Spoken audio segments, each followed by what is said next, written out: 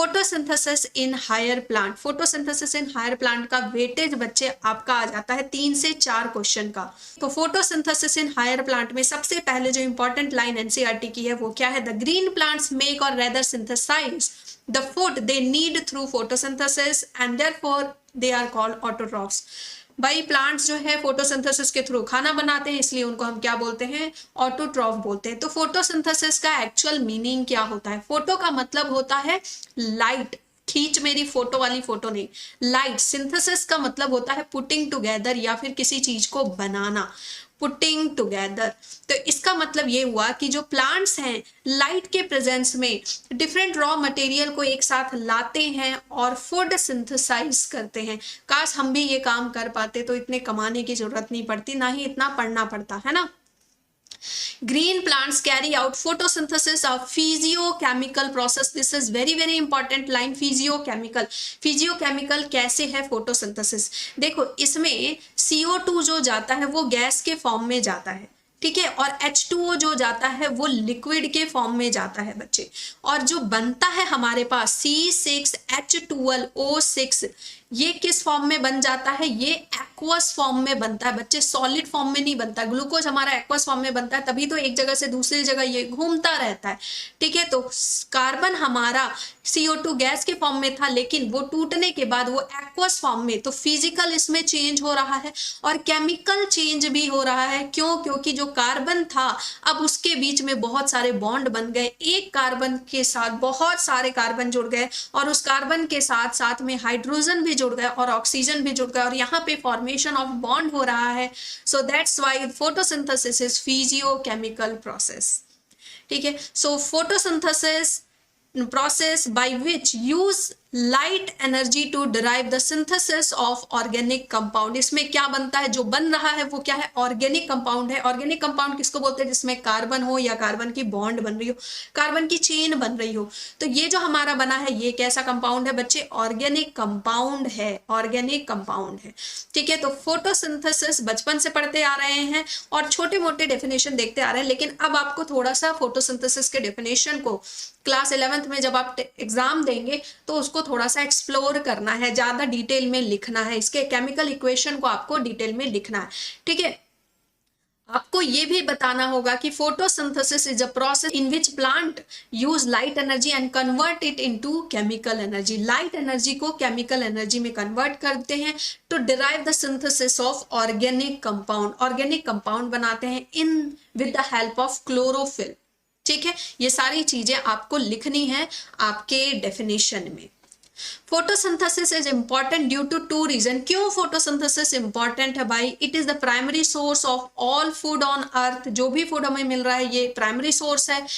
इसी की वजह से भाई अगर फोटोसिंथेसिस नहीं होगा तो फूड चेन भी हमारी गड़बड़ा जाएगी, ठीक है। It is also responsible for the release of oxygen into the atmosphere by green plant. Release of oxygen इन्हीं की वजह से हो रहा है, जो लाइफ सेविंग हमारा गैस है ऑक्सीजन वो इन्हीं से मिल रहा है। Photosynthesis is anabolic and constructive process. Yes, photosynthesis एक एनाबॉलिक प्रोसेस है, इसमें चीजें जुड़ रही हैं, जो रॉ मटेरियल है वो जुड़ करके एक बड़ा हमको क्या मिल रहा है, कंपाउंड मिल रहा है। इसमें CO2 H2O इन सबको जोड़ा जा रहा है। एनाबॉलिक मतलब कि जोड़ना, कैटाबॉलिक मतलब काटना, तोड़ना, ठीक है। तो ये एनाबॉलिक प्रोसेस है, इन सबको मिला करके हमारा क्या बन रहा है, ग्लूकोज बन रहा है, ठीक है। और कंस्ट्रक्टिव प्रोसेस, कंस्ट्रक्टिव मतलब कि जोड़ा जा रहा है, इसमें बॉन्ड्स का फॉर्मेशन हो रहा है। ये इक्वेशन आपको याद होना चाहिए, ठीक है। और ये इक्वेशन से क्वेश्चन आते हैं, आपको घुमा फिरा के उल्टे सीधे इसमें नंबर जोड़ दिए जाएंगे जो कि बैलेंस्ड नहीं होंगे। तो आपको ये इक्वेशन याद रखना है बच्चे,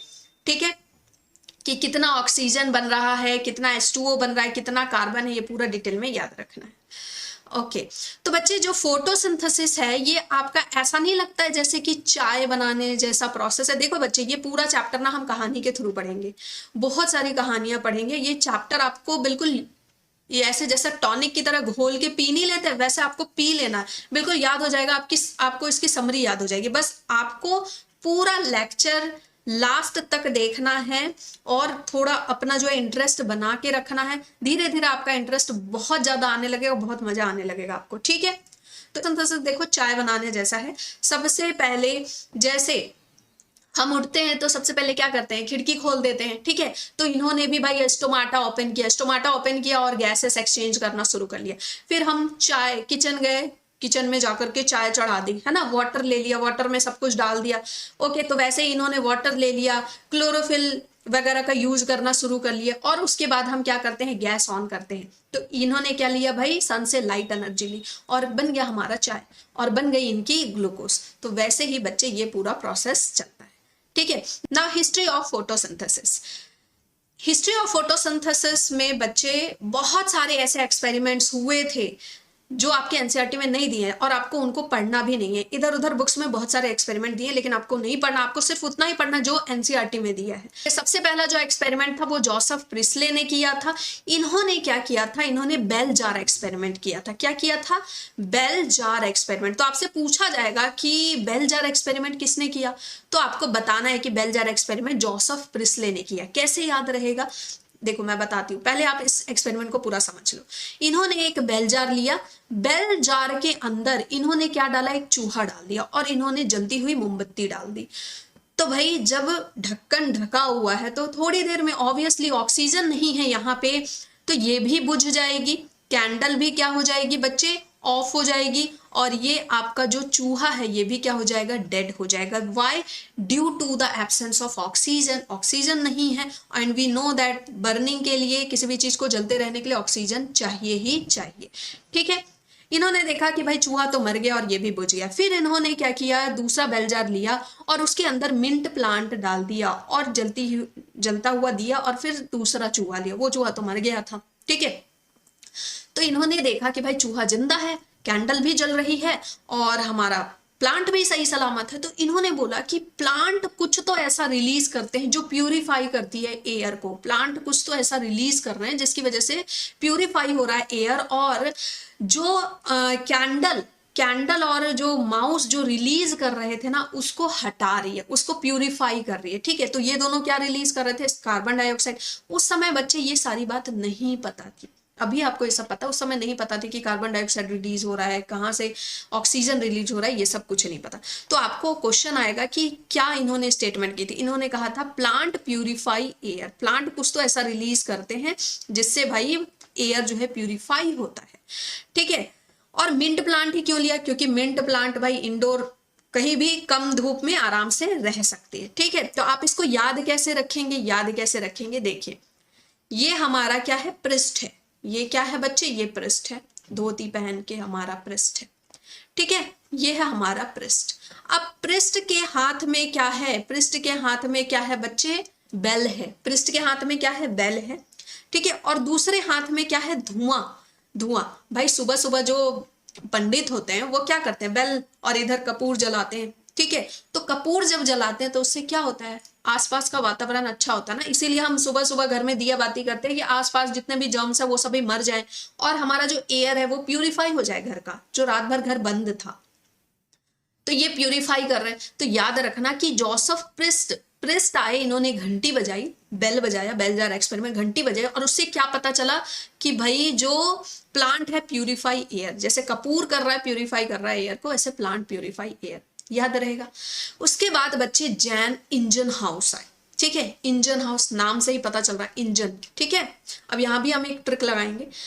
इन्होंने क्या बोला, इन्होंने इन्हीं के एक्सपेरिमेंट को, इन्होंने जोसेफ प्रिस्ले के ही एक्सपेरिमेंट को दोबारा किया, ठीक है, दोबारा किया, बट डे एंड नाइट किया, सुबह भी किया एंड रात के समय में भी किया। तो जब इन्होंने यही एक्सपेरिमेंट डे में किया तो चूहा क्या था, चूहा, ठीक है, जो माउस था वो अलाइव था, और रात में किया तो चूहा मर गया।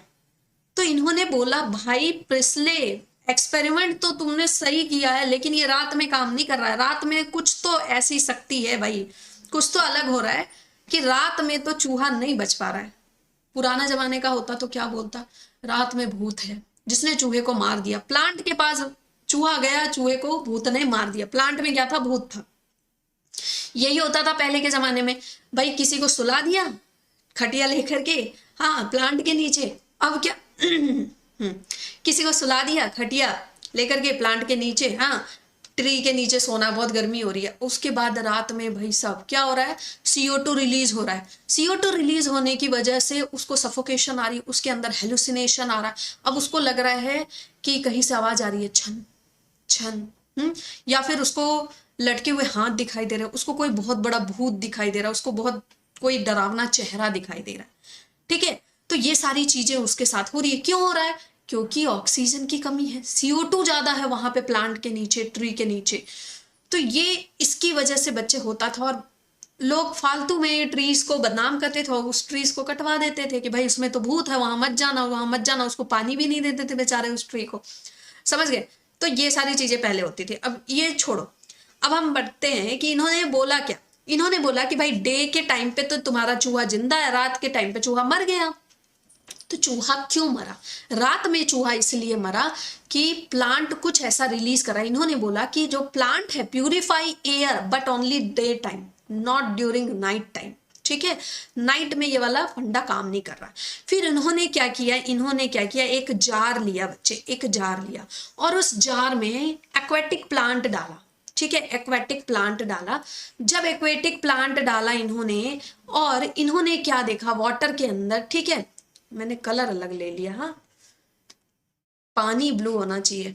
ठीक है, इन्होंने एक्वेटिक प्लांट डाला, एक्वेटिक प्लांट डाल दिया अंदर में, और इन्होंने क्या देखा कि इससे भाई ऑक्सीजन के बबल्स निकल रहे हैं। ये आप घर पे भी कर सकते हो। ठीक है, इन्होंने देखा कुछ बबल्स निकल रहे हैं।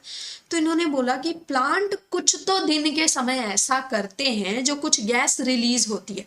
अब उनको उस समय गैस का नाम नहीं पता था। फिर लेटर ऑन इन्होंने क्या बताया कि भाई प्लांट क्या रिलीज करते हैं, ऑक्सीजन। प्लांट क्या रिलीज करते हैं, ऑक्सीजन रिलीज करते हैं। ठीक है, ये इंजन हाउस ने बताया। अब याद कैसे रखेंगे, देखो इंजन, जो स्टीम इंजन होती है ना, स्टीम इंजन होती है बच्चे, स्टीम इंजन जो होती है उसमें से क्या निकलता है, स्टीम निकलता है, ऐसे बबल्स टाइप के निकलते हैं। ठीक है, तो इन्होंने भी बबल्स वाली बात बताई थी। ऐसे समझो इससे क्या निकल रहा है, ऑक्सीजन निकल रहा है। ठीक है, तो इंजन हाउस ने ऑक्सीजन वाली बात बताई, बबल्स वाले एक्सपेरिमेंट किए। ठीक है, एक्सपेरिमेंट किए। तो प्रिस्ले ने घंटी बजाई, प्रिस्ले ने घंटी बजाई तो इंजन दौड़ी चली आई। प्रिस्ले ने घंटी बजाई तो इंजन दौड़ी चली आई। अब नेक्स्ट है हमारा जूलियन वॉन सैक। फिर जूलियन वॉन सैक आए, इन्होंने बोला कि भाई प्लांट जो है ना, प्लांट जो है वो कुछ बनाते हैं डे के टाइम पे, और इन्होंने फिर उसका क्या नाम दिया, स्टार्च बनाते हैं। सैक से याद रखना, सैक का मतलब क्या होता है, बोरी। ठीक है, सैक मतलब क्या होता है बच्चे, बोरी।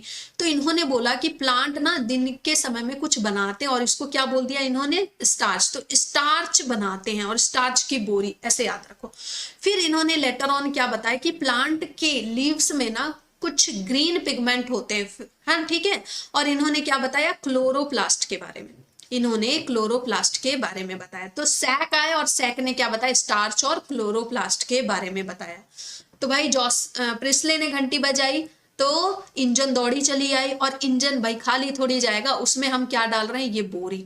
किसकी बोरी, सैक। सैक डाल रहे हैं किसकी, स्टार्च की बोरी डाल रहे हैं। याद रहेगा, अब लाइन से आपको याद रहेगा। ठीक है, मैं ये लाइन से इसलिए भी याद करा रही हूँ ना कि आपको भाई एक्सपेरिमेंट लाइन वाइज कैसे कैसे करके फोटोसिंथेसिस की हिस्ट्री थी वो आपको लाइन से याद रहे। फिर TW एंगलमैन आए। एंगलमैन ने भाई क्या किया, इन्होंने प्लांट को, ठीक है, इन्होंने क्लैडोफोरा प्लांट को एंगल बदल बदल के देखा, प्रिज्म से एंगल बदल बदल के देखा। ठीक है, इन्होंने एंगल बदल बदल के देखा। इन्होंने प्रिज्म ले लिया, इधर से व्हाइट लाइट दी। व्हाइट लाइट भाई किसमें टूट गई, विबग्योर में टूट गई। ठीक है, व्हाइट लाइट किसमें टूट गई, विबग्योर में टूट गई। तो इन्होंने विबग्योर में ये टूट गई। ठीक है, मेरे पास ज्यादा कलर नहीं है तो इसमें बच्चे आपको एडजस्ट करना पड़ेगा। ठीक है, इन्होंने क्या देखा कि जहां जहां पे रेड लाइट गिर रही है, जहां पे रेड लाइट गिर रही है और जहां पे भाई ब्लू लाइट गिर रही है, जहां पे रेड लाइट गिर रही है और जहां पे ब्लू लाइट गिर रही है, वहां पर सबसे ज्यादा बैक्टीरियाज हैं। ठीक है, इन्होंने क्लैडोफोरा लिया। इन्होंने क्या लिया था, क्लैडोफोरा। ये क्वेश्चन आता है, इन्होंने कौन सा प्लांट लिया था, क्लैडोफोरा। इन्होंने एरोबिक बैक्टीरिया लिया। एरोबिक बैक्टीरिया ले लिया, ठीक है, एरोबिक बैक्टीरिया ले लिया। तो इन्होंने क्या देखा कि जहां जहां पे रेड लाइट पड़ रही है प्रिज्म की और जहां पे ब्लू लाइट पड़ रही है वहां पे सबसे ज्यादा ये बैक्टीरिया जाके जमा हो रहे हैं, ये सबसे ज्यादा जाकर के वहां पे जमा हो रहे हैं। और वहां पे सबसे ज्यादा ऑक्सीजन क्यों जमा हो रहे हैं? क्योंकि वहां पे लड्डू बट रहा है नहीं, वहां पे सबसे ज्यादा ऑक्सीजन रिलीज हो रहा है, मतलब वहां पे फोटोसिंथेसिस सबसे ज्यादा हो रहा है। तो इन्होंने क्या बताया कि रेड लाइट और ब्लू लाइट पे, रेड लाइट एरिया जहां पे रेड वेवलेंथ होगी ना, रेड लाइट वेवलेंथ पे और ब्लू लाइट पे, ठीक है, ब्लू लाइट में सबसे ज्यादा, ठीक है, क्या होता है, फोटोसिंथेसिस सबसे ज्यादा, फोटोसिंथेसिस सबसे ज्यादा होता है। इन्होंने फिर बाद में क्या दिया, एब्जॉर्प्शन स्पेक्ट्रा दिया, एब्जॉर्प्शन एंड एक्शन स्पेक्ट्रा भी बना के बताया कि क्या किस तरह से ये फोटोसिंथेसिस आगे बढ़ता है, ठीक है, ये हम आगे पढ़ेंगे डिटेल में। अब नेक्स्ट है हमारे सीवॉन नील। नील से याद रखना नीला नीला पानी।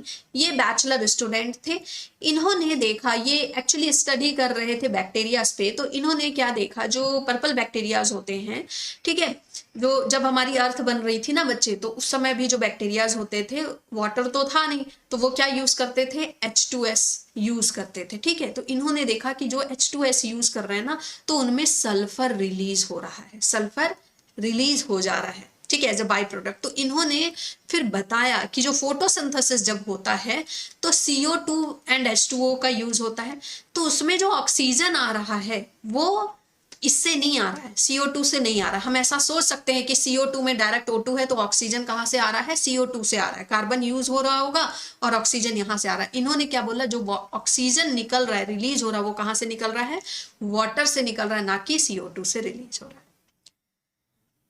ठीक है। वही सारी बातें यहाँ दी हुई हैं बच्चे की। जोसेफ प्रिस्ले आए, उन्होंने परफॉर्म किया और इन्होंने क्या बताया, इनकी हाइपोथेसिस क्या थी, ये बहुत इंपॉर्टेंट है। Plant restore the air what ever breathing animal and burning candle remove. जो बर्निंग कैंडल रिमूव कर रहे हैं, एटमॉस्फेयर से रिमूव कर रहे हैं, उस चीज को प्लांट क्या कर रही है, रिस्टोर करके रख रही है, ठीक है। यूजिंग ए स्मॉल सेटअप, ये प्रिस्ले वाला हो गया। अब हम आगे बढ़ते हैं। फिर उसके बाद जो हमारे कौन आए थे, इंजन हाउस। इंजन हाउस ने एक्सपेरिमेंट किया एक्वेटिक प्लांट पे। इन्होंने ब्राइट सनलाइट पे इन्होंने देखा कि स्मॉल बबल्स आ रहे हैं और डार्क में, वही रात के समय पे बबल्स नहीं आ रहे।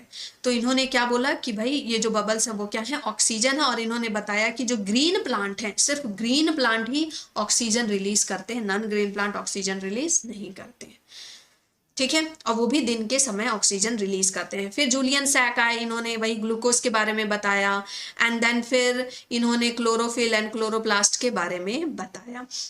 इन्होंने बताया कि जो ग्रीन प्लांट्स होते हैं वो ग्लूकोज बनाते हैं एंड ये जो है ग्लूकोज स्टोर रहता है in the form of starch, ठीक है। फिर उसके बाद एंगलमैन आया। एंगलमैन ने क्लैडोफोरा को लिया, जो कि ग्रीन एल्गा होता है। ये क्वेश्चन आपका आ सकता है, क्लैडोफोरा क्या है, ग्रीन एल्गा है। और कुछ एरोबिक बैक्टीरिया लिया। इन्होंने क्या देखा कि ऑक्सीजन जहां पे प्रोड्यूस हो रहा है वहां पे सबसे ज्यादा ये है। और कहाँ ऑक्सीजन प्रोड्यूस हो रहा था, रेड एंड ब्लू। नील आए, माइक्रोबायोलॉजिस्ट थे जो पढ़ाई ही कर रहे थे। इन्होंने पर्पल एंड ग्रीन बैक्टीरिया पे स्टडी किया और इन्होंने बताया कि भाई जो हमारे फोटोसिंथेसिस जो है लाइट डिपेंडेंट प्रोसेस है। फोटोसिंथेसिस हमारा क्या है, लाइट डिपेंडेंट प्रोसेस है। उन्होंने क्या बताया, ऑक्सीजन जो निकल रहा है वो कहाँ से निकल रहा है, वाटर से निकल रहा है, ना कि CO2 से निकल रहा है, ठीक। क्लोरोप्लास्ट का structure, this is very important. ये आपका लेबलिंग के लिए आता है बच्चे, लेबलिंग के लिए आता है। और लेबलिंग के साथ साथ इसके फंक्शन दे दिए जाएंगे कि कहाँ पे डार्क रिएक्शन हो रहा है, कहाँ पे लाइट रिएक्शन हो रहा है,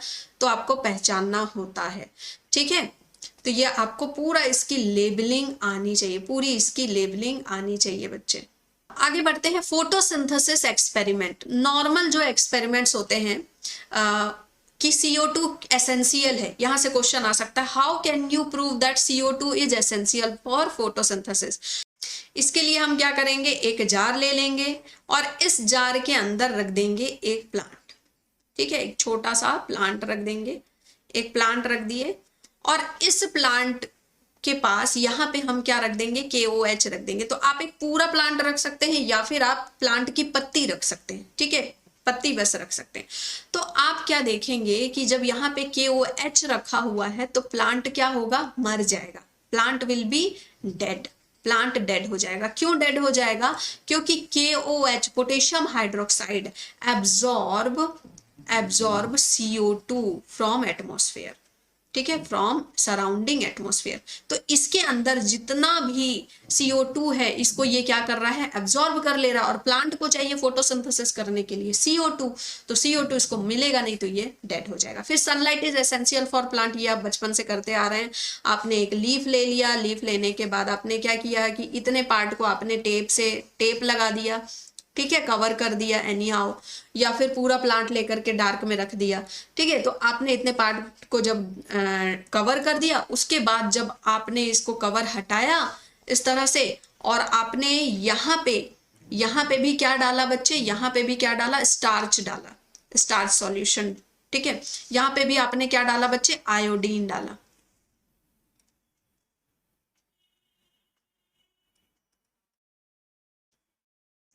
अब यहाँ पे आप क्या डालेंगे, आयोडीन सॉल्यूशन डालेंगे, आयोडीन सॉल्यूशन डालेंगे, ठीक है। और यहाँ पे भी आप क्या डालेंगे, आयोडीन सॉल्यूशन। और हमको पता है कि आयोडीन जो है स्टार्च के साथ ब्लू ब्लैक कलर देती है, ठीक है। तो यहाँ पे तो हमको ब्लू ब्लैक कलर मिलेगा, ब्लू ब्लैक कलर मिलेगा, बट यहाँ पे हमको ब्लू ब्लैक कलर नहीं मिलेगा।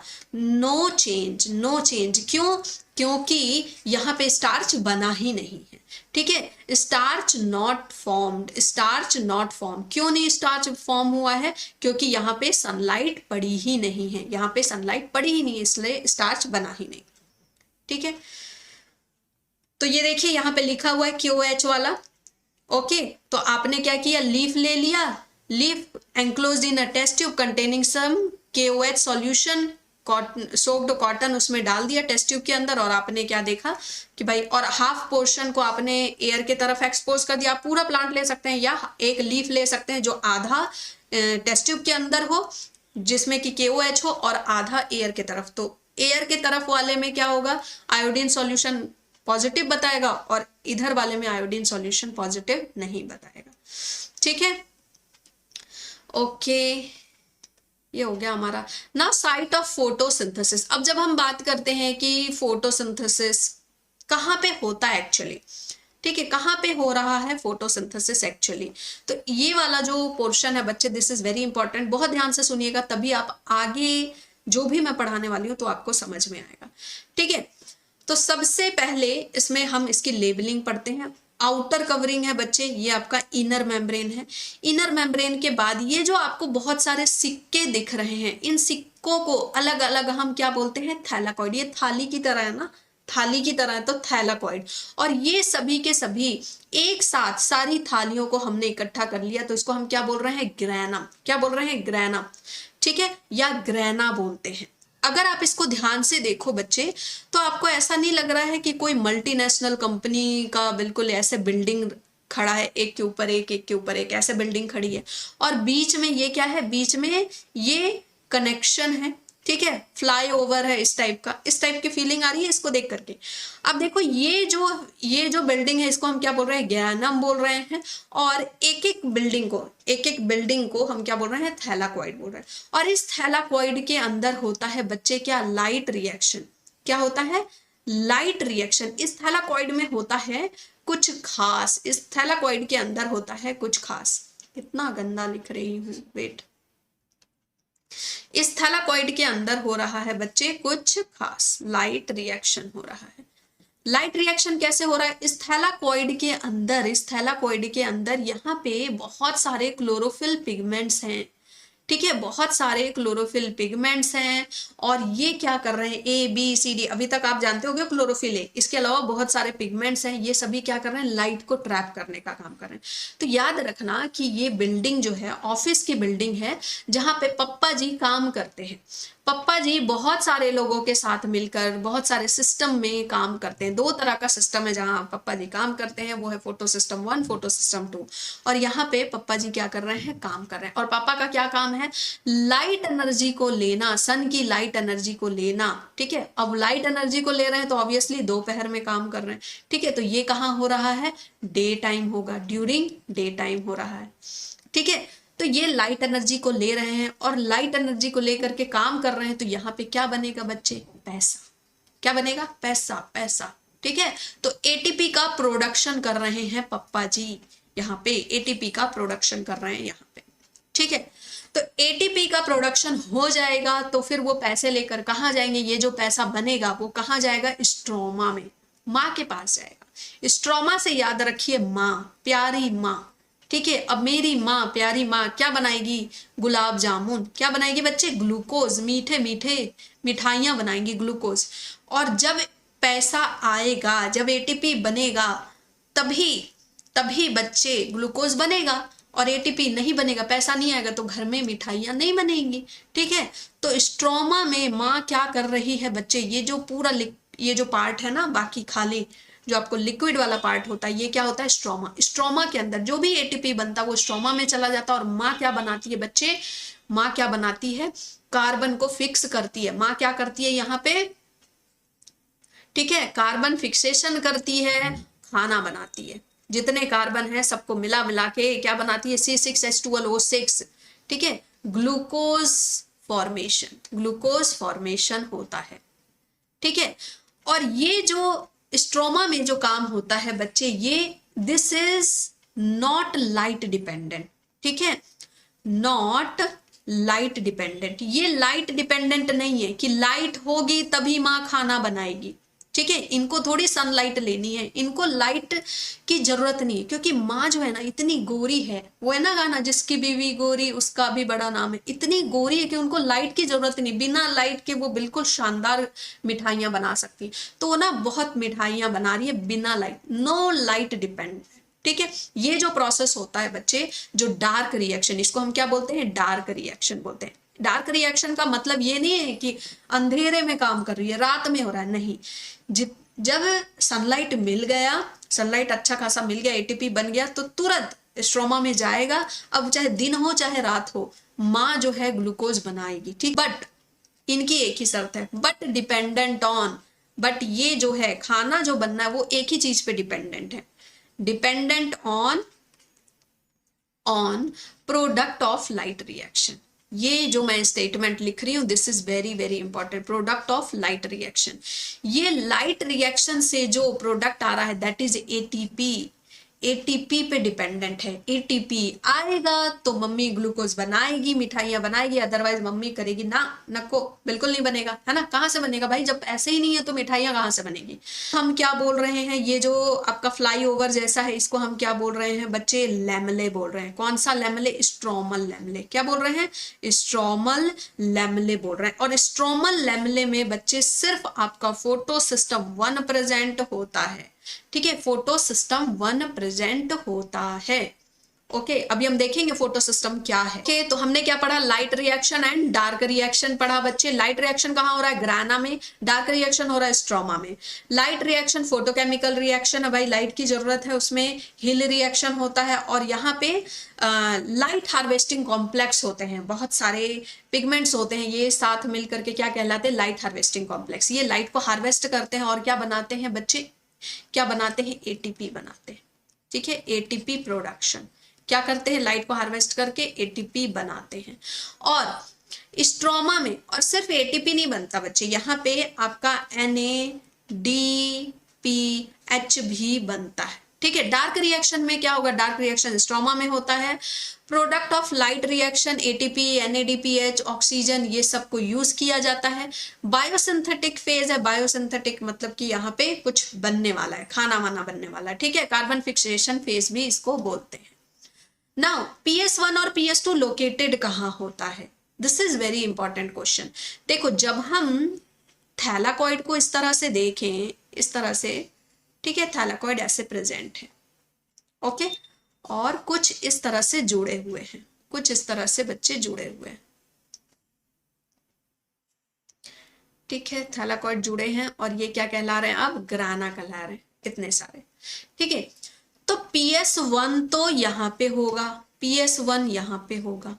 ठीक है, और जो PS2 होता है, जो PS2 होता है बच्चे, वो आपका होता है, वो आपका होता है बच्चे एप्रेस्ड पार्ट में, एप्रेस्ड पार्ट। ठीक है, एप्रेस्ड पार्ट मतलब दबा हुआ जो पार्ट है ना, तो PS2 आपका यहाँ पे होगा। जो भी एक थैलाकॉइड से दूसरे थैलाकॉइड में यहाँ पे दबा हुआ जो पार्ट है ना, दिस इज यहाँ पे PS2 होगा।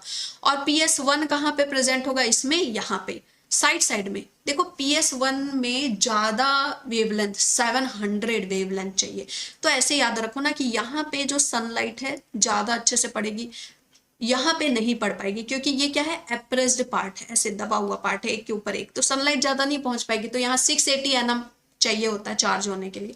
और इधर जो साइड में, ठीक है, ये non appressed part, appressed part जो दबा हुआ पार्ट है, और जो खुला पार्ट है जितना भी, ये वाला पार्ट हो गया, फिर इधर साइड वाला पार्ट हो गया, इधर ये सभी क्या हो गए, नॉन एप्रेस्ड पार्ट। ठीक है, तो यहाँ पे क्या प्रेजेंट है बच्चे, ये जो एप्रेस्ड पार्ट है यहाँ पे क्या है, आपका PS2 है, यहाँ पे PS2 है। और ये साइड साइड वाले जो पार्ट हैं जो खुले हैं, यहाँ पे क्या प्रेजेंट है, PS1 प्रेजेंट है। यहाँ पे क्या प्रेजेंट है बच्चे, PS1 प्रेजेंट है। समझ में आ गया, इधर वाला पार्ट, इधर वाले पार्ट में इधर जो पिगमेंट प्रेजेंट होंगे PS1, इधर होंगे PS1, और जो बीच में प्रेजेंट है दैट इज PS2। ठीक है ना। अब एनसीईआरटी क्या कह रही है कि भाई लीफ में मीसोफिल सेल होते हैं, मीसोफिल सेल में बहुत सारे क्लोरोप्लास्ट होते हैं। ठीक है, मीसोफिल सेल में 200 से 300 क्लोरोप्लास्ट होते हैं। ठीक है, एक मीसोफिल सेल में। So chloroplast align themselves along the wall of the mesophyll cell. मान लो ये मीसोफिल सेल है, मान लो ये मीसोफिल सेल है लीफ के अंदर, तो क्लोरोप्लास्ट कहाँ प्रेजेंट होंगे, इधर वॉल्स के तरफ। ठीक है, इधर होंगे, ताकि ये सनलाइट ज्यादा से ज्यादा ट्रैप कर सके। ठीक है, good quality of incident light इनको मिल सके। Within the chloroplast they are membranous system. ठीक है, क्लोरोप्लास्ट के अंदर क्या क्या था, ग्राना था, स्ट्रोमल लैमेले था, मैट्रिक्स स्ट्रोमा था, ये सारी चीजें थी।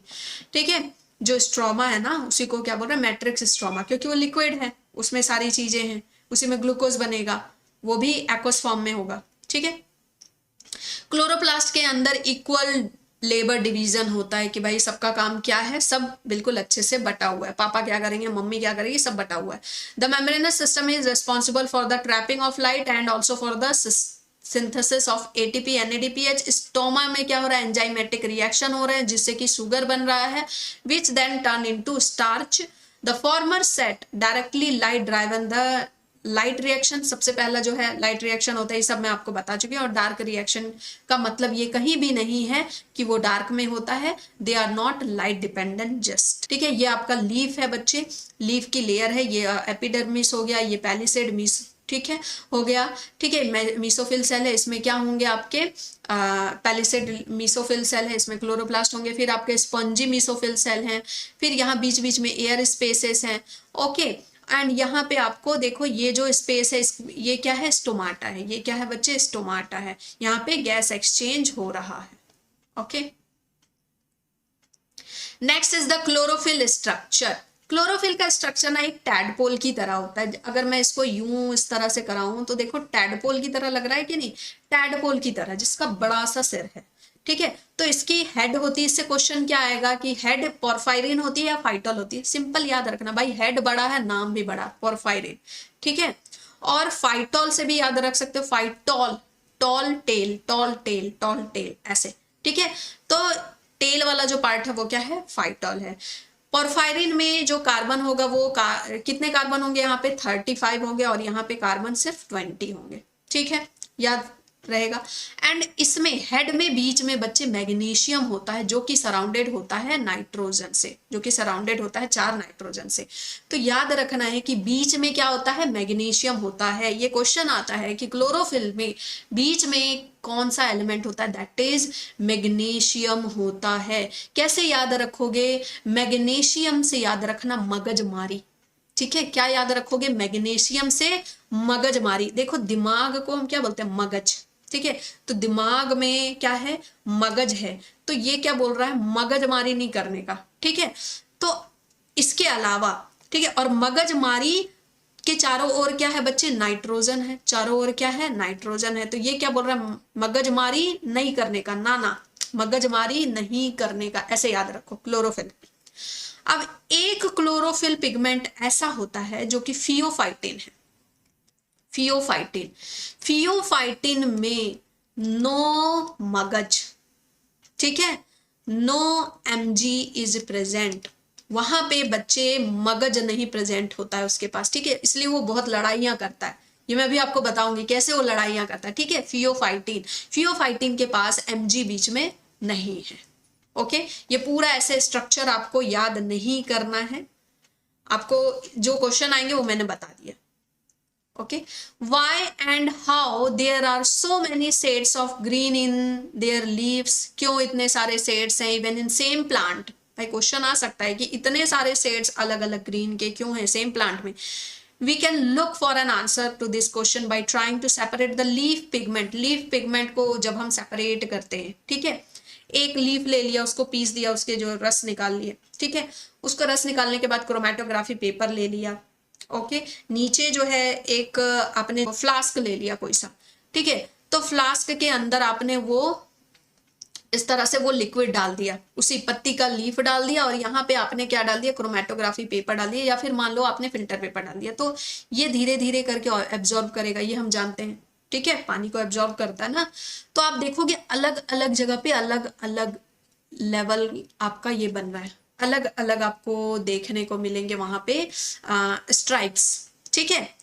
सो हमने फिर उसकी पेपर क्रोमेटोग्राफी मिली। A chromatographic separation of leaf pigment आपको देखने को मिलेगी। क्यों? क्योंकि हर जगह अलग अलग पिगमेंट प्रेजेंट है, इसलिए बच्चे जो प्लांट्स हैं उनकी जो लीफ हैं उनका कलर अलग अलग है, समझ गए। एक ही प्लांट में कोई हल्का हरा है, कोई गाढ़ा हरा है, कोई येलो टाइप का थोड़ा सा है, तो ऐसा क्यों है? तो वहां पे जब हम क्रोमेटोग्राफी करते हैं तो आपको अलग अलग ना सेपरेशन देखने को मिलते हैं। और क्यों ये क्यों हो रहा है? क्योंकि लीफ पिगमेंट अलग अलग प्रेजेंट है, ठीक है। So separation of the leaf pigment so that the colour we see in leaf is not due to single pigment की वजह से नहीं हो रहा है कि भाई पूरे लीफ में सिर्फ क्लोरोफिल ए प्रेजेंट। आपने स्टार्टिंग में पढ़ रखा है ना आपका एल्गी में आपका जो क्लोरोफाइसे होता है, क्लोरोफाइसे के पास ए बी प्रेजेंट होता है। फिर उसके बाद जो आपका फियोफाइसे होता है उसके पास जो है ए सी प्रेजेंट पिगमेंट होता है, और फिर जो रोडोफाइसे होता है उसके पास ए डी पिगमेंट होता है। So pigments are substances that have an ability to absorb light at specific wavelength. अलग अलग वेवलेंथ पे ये लाइट को एब्जॉर्ब करते हैं। Okay, now this is very important बच्चे। ये ग्राफ आता है आपका एब्जॉर्प्शन ऑफ लाइट। ये जो पहला वाला ग्राफ क्या बता रहा है? Absorption of light by chloroplast pigment. जो अलग अलग पिगमेंट है वो कैसे लाइट को एब्जॉर्ब करते हैं, ठीक है। तो आपको इसकी लेबलिंग आ सकती है। तो ये देखिए, ये क्लोरोफिल बी है। क्लोरोफिल बी कहाँ पे ज्यादा एक्टिव हो रहा है, किस लाइट पे, ठीक है। फिर आपका क्लोरोफिल ए के बारे में दिखा रहा है, क्लोरोफिल ए कहाँ पे ज्यादा एक्टिव है, ओके, किस वेवलेंथ पे ज्यादा एक्टिव है, ये दिखा रहा है। उसके बाद है बच्चे रेट ऑफ फोटोसिंथेसिस। फोटोसिंथेसिस कहाँ पे ज्यादा होगा? तो फोटोसिंथेसिस स्टार्टिंग में बहुत ज्यादा है, मतलब रेड के पास बहुत ज्यादा है और ब्लू के पास बहुत ज्यादा है। रेड के पास बहुत ज्यादा है, और स्पेशली जहां पे क्लोरोफिल ए ज्यादा एक्टिव है, ठीक है, यहाँ पे भी क्लोरोफिल ए ज्यादा एक्टिव है, यहाँ पे भी, और यहाँ पे भी फोटोसिंथेसिस ज्यादा हो रहा है, यहाँ पे भी। मतलब chlorophyll A is very important. अगर क्लोरोफिल ए नहीं होगा तो फोटोसिंथेसिस नहीं हो पाएगा, because it is the reaction centre. इसी की वजह से ऑक्सीजन प्रोड्यूस होगा, ठीक है। फिर लाइट एब्जॉर्ब, ओके।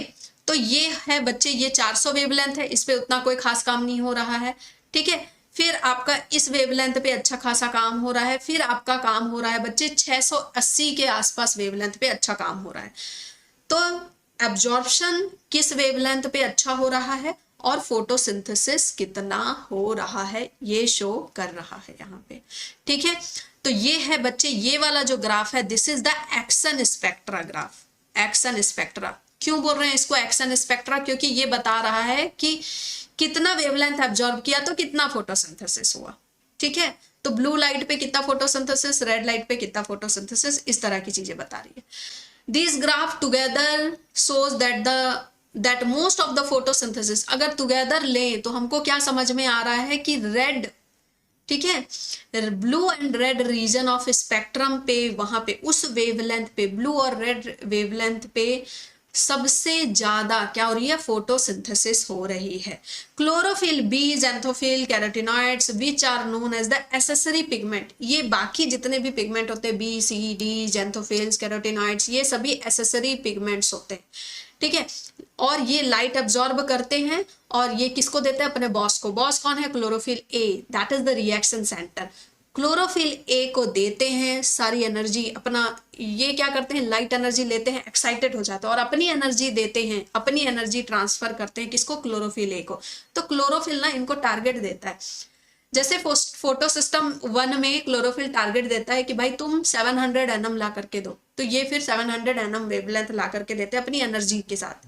और जो फोटो सिस्टम 2 है वो बोलता है 680 एनएम पे मैं काम चला लूंगा। ठीक है, तो क्लोरोफिल ए जो है ये इनका बॉस है। They are not able to, क्यों chlorophyll A is the boss, why chlorophyll A is the reaction centre, because यही कन्वर्ट करेगा light energy into the chemical energy, यही कन्वर्ट करने में हेल्प करेगा। ठीक है, they are not enable a wider range of wavelength of incoming light to be utilized for photosynthesis but also protect chlorophyll A from photooxidation। फिर है आपका immersion effect, ये क्या होता है, और रेड ड्रॉप। देखो एमर्सन और लेविस नाम के दो साइंटिस्ट थे, 1943 में इन्होंने ऑब्जर्व किया कि अगर हम फोटोसिंथेसिस कोई प्लांट है उसमें सिर्फ हम रेड लाइट देते जा रहे हैं 680 एनएम से ज्यादा, ठीक है, और फिर ब्लू लाइट देते जा रहे हैं, इस तरह से इन्होंने ऑब्जर्व किया कि जैसे रेड लाइट दे रहे हैं, कोई प्लांट रखा उसको रेड लाइट देते जा रहे हैं कि भाई हमने पढ़ा कि रेड लाइट में ज्यादा फोटोसिंथेसिस हो रहा है तो हम पूरा रेड लाइट देते जा रहे हैं 680 एनएम और उससे ज्यादा देते जा रहे हैं। तो इन्होंने देखा फोटोसिंथेसिस डिक्रीज हो गई बढ़ने की जगह।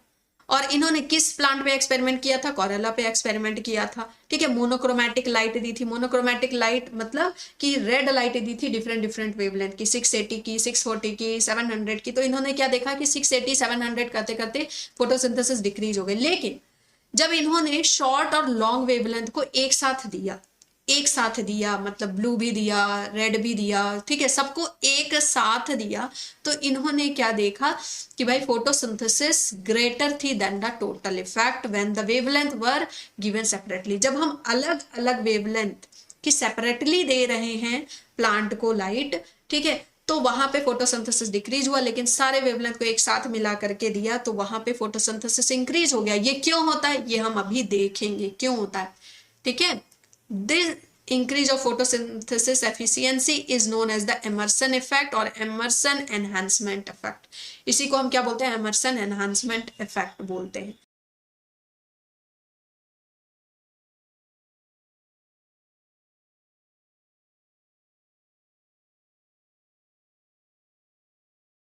नेक्स्ट है फोटो सिस्टम। फोटो सिस्टम दो तरह के होते हैं, फोटो सिस्टम 1, फोटो सिस्टम 2। क्यों नाम रखा है फोटो सिस्टम 1 एंड 2, क्योंकि सबसे पहले ये डिस्कवर हुआ था फोटो सिस्टम 1, देन फिर डिस्कवर हुआ फोटो सिस्टम 2। तो फोटो सिस्टम 1 और 2 जो है एक तरह से प्ले स्टेशन की तरह, यहाँ पे गेम होगा। ठीक है, फोटो सिस्टम 1 में कितने हैं आपके 400 to 700 पिगमेंट्स हैं। ठीक है, 400 to 700 पिगमेंट्स हैं, बहुत ज्यादा यहाँ पे पिगमेंट्स हैं। और फोटो सिस्टम 2 में आपके 200 से 250 पिगमेंट तक होते हैं, 200 से 250 पिगमेंट्स तक होते हैं। अब यहाँ पे होगा क्या होने वाला है भाई, यहाँ फुटबॉल होने वाली है। ठीक है, ये दोनों अलग अलग सिस्टम है, तो आप जैसे ही फोटो सिस्टम 1 में जाते हैं तो देखते हैं वहां अलग लेवल का गेम चल रहा है, फोटो सिस्टम 2 में अलग लेवल का गेम चल रहा है। तो फोटो सिस्टम 1 में जो क्लोरोफिल ए है, क्लोरोफिल ए को चाहिए कितनी लाइट इंटेंसिटी, 700 एनएम चाहिए। ठीक है, जीतने के लिए 700 एनएम चाहिए, और यहाँ पे जीतने के लिए कितना चाहिए, 680 एनएम चाहिए। जीतने के लिए नहीं चाहिए होता, बच्चे समझाने के लिए बोल रही हूँ कि फोटो सिस्टम 1 एक्साइटेड कब होगा, 700 एनएम जब उसको वेवलेंथ मिलेगी तब, और फोटो सिस्टम 2 में इलेक्ट्रॉन जो एक्साइटेड होंगे कब, जब 680 एनएम इनको वेवलेंथ मिलेगा। तो भाई ये देखो, ये सूर्य भगवान है, ठीक है, ये सूर्य है। सूर्य अपनी बीम जो है दे रहा है, बिल्कुल एक्शन बीम, ठीक है, अलग अलग वेवलेंथ की बीम ये दे रहा है, एक्शन बीम, ठीक है। और यहाँ पे नीचे क्या है, यहाँ पे नीचे क्या प्रेजेंट है बच्चे, इधर पे होता है इलेक्ट्रॉन एक्सेप्टर, इलेक्ट्रॉन एक्सेप्टर, ठीक है। इसको मैं थोड़ा सा बड़ा बना दूं। इधर पे होंगे आपके सारे क्लोरोफिल, सारे खिलाड़ी, तो मान लो इस तरह से प्रेजेंट है, ठीक है, ये सारे खिलाड़ी प्रेजेंट हैं, सारे पिगमेंट्स मतलब कि, और बीच में है आपका क्लोरोफिल ए जो कि रिएक्शन सेंटर है, ठीक है। और यहां से बीम निकल रही है, थोड़ा सन थोड़ा अच्छा बना ले, ठीक है।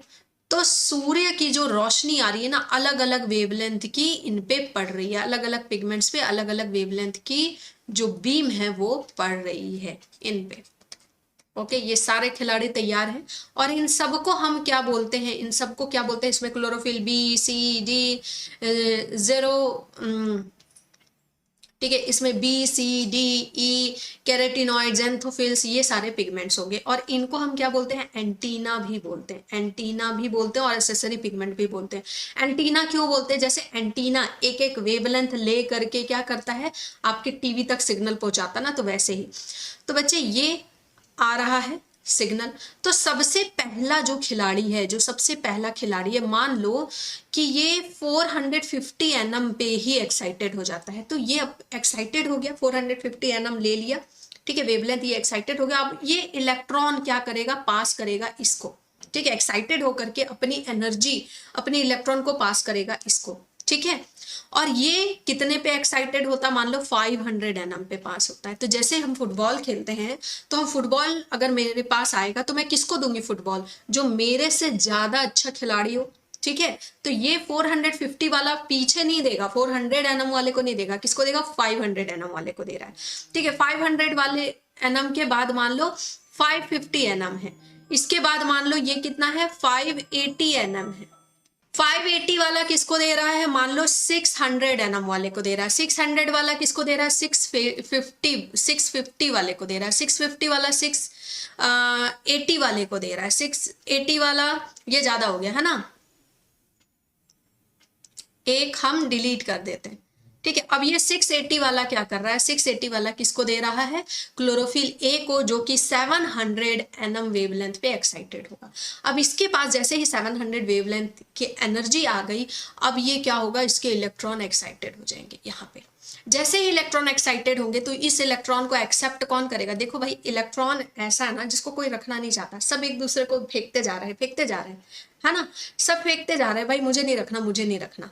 ओके, अब इसको मिल गया, जो मेन खिलाड़ी था ना, इसको मिल गया बॉल।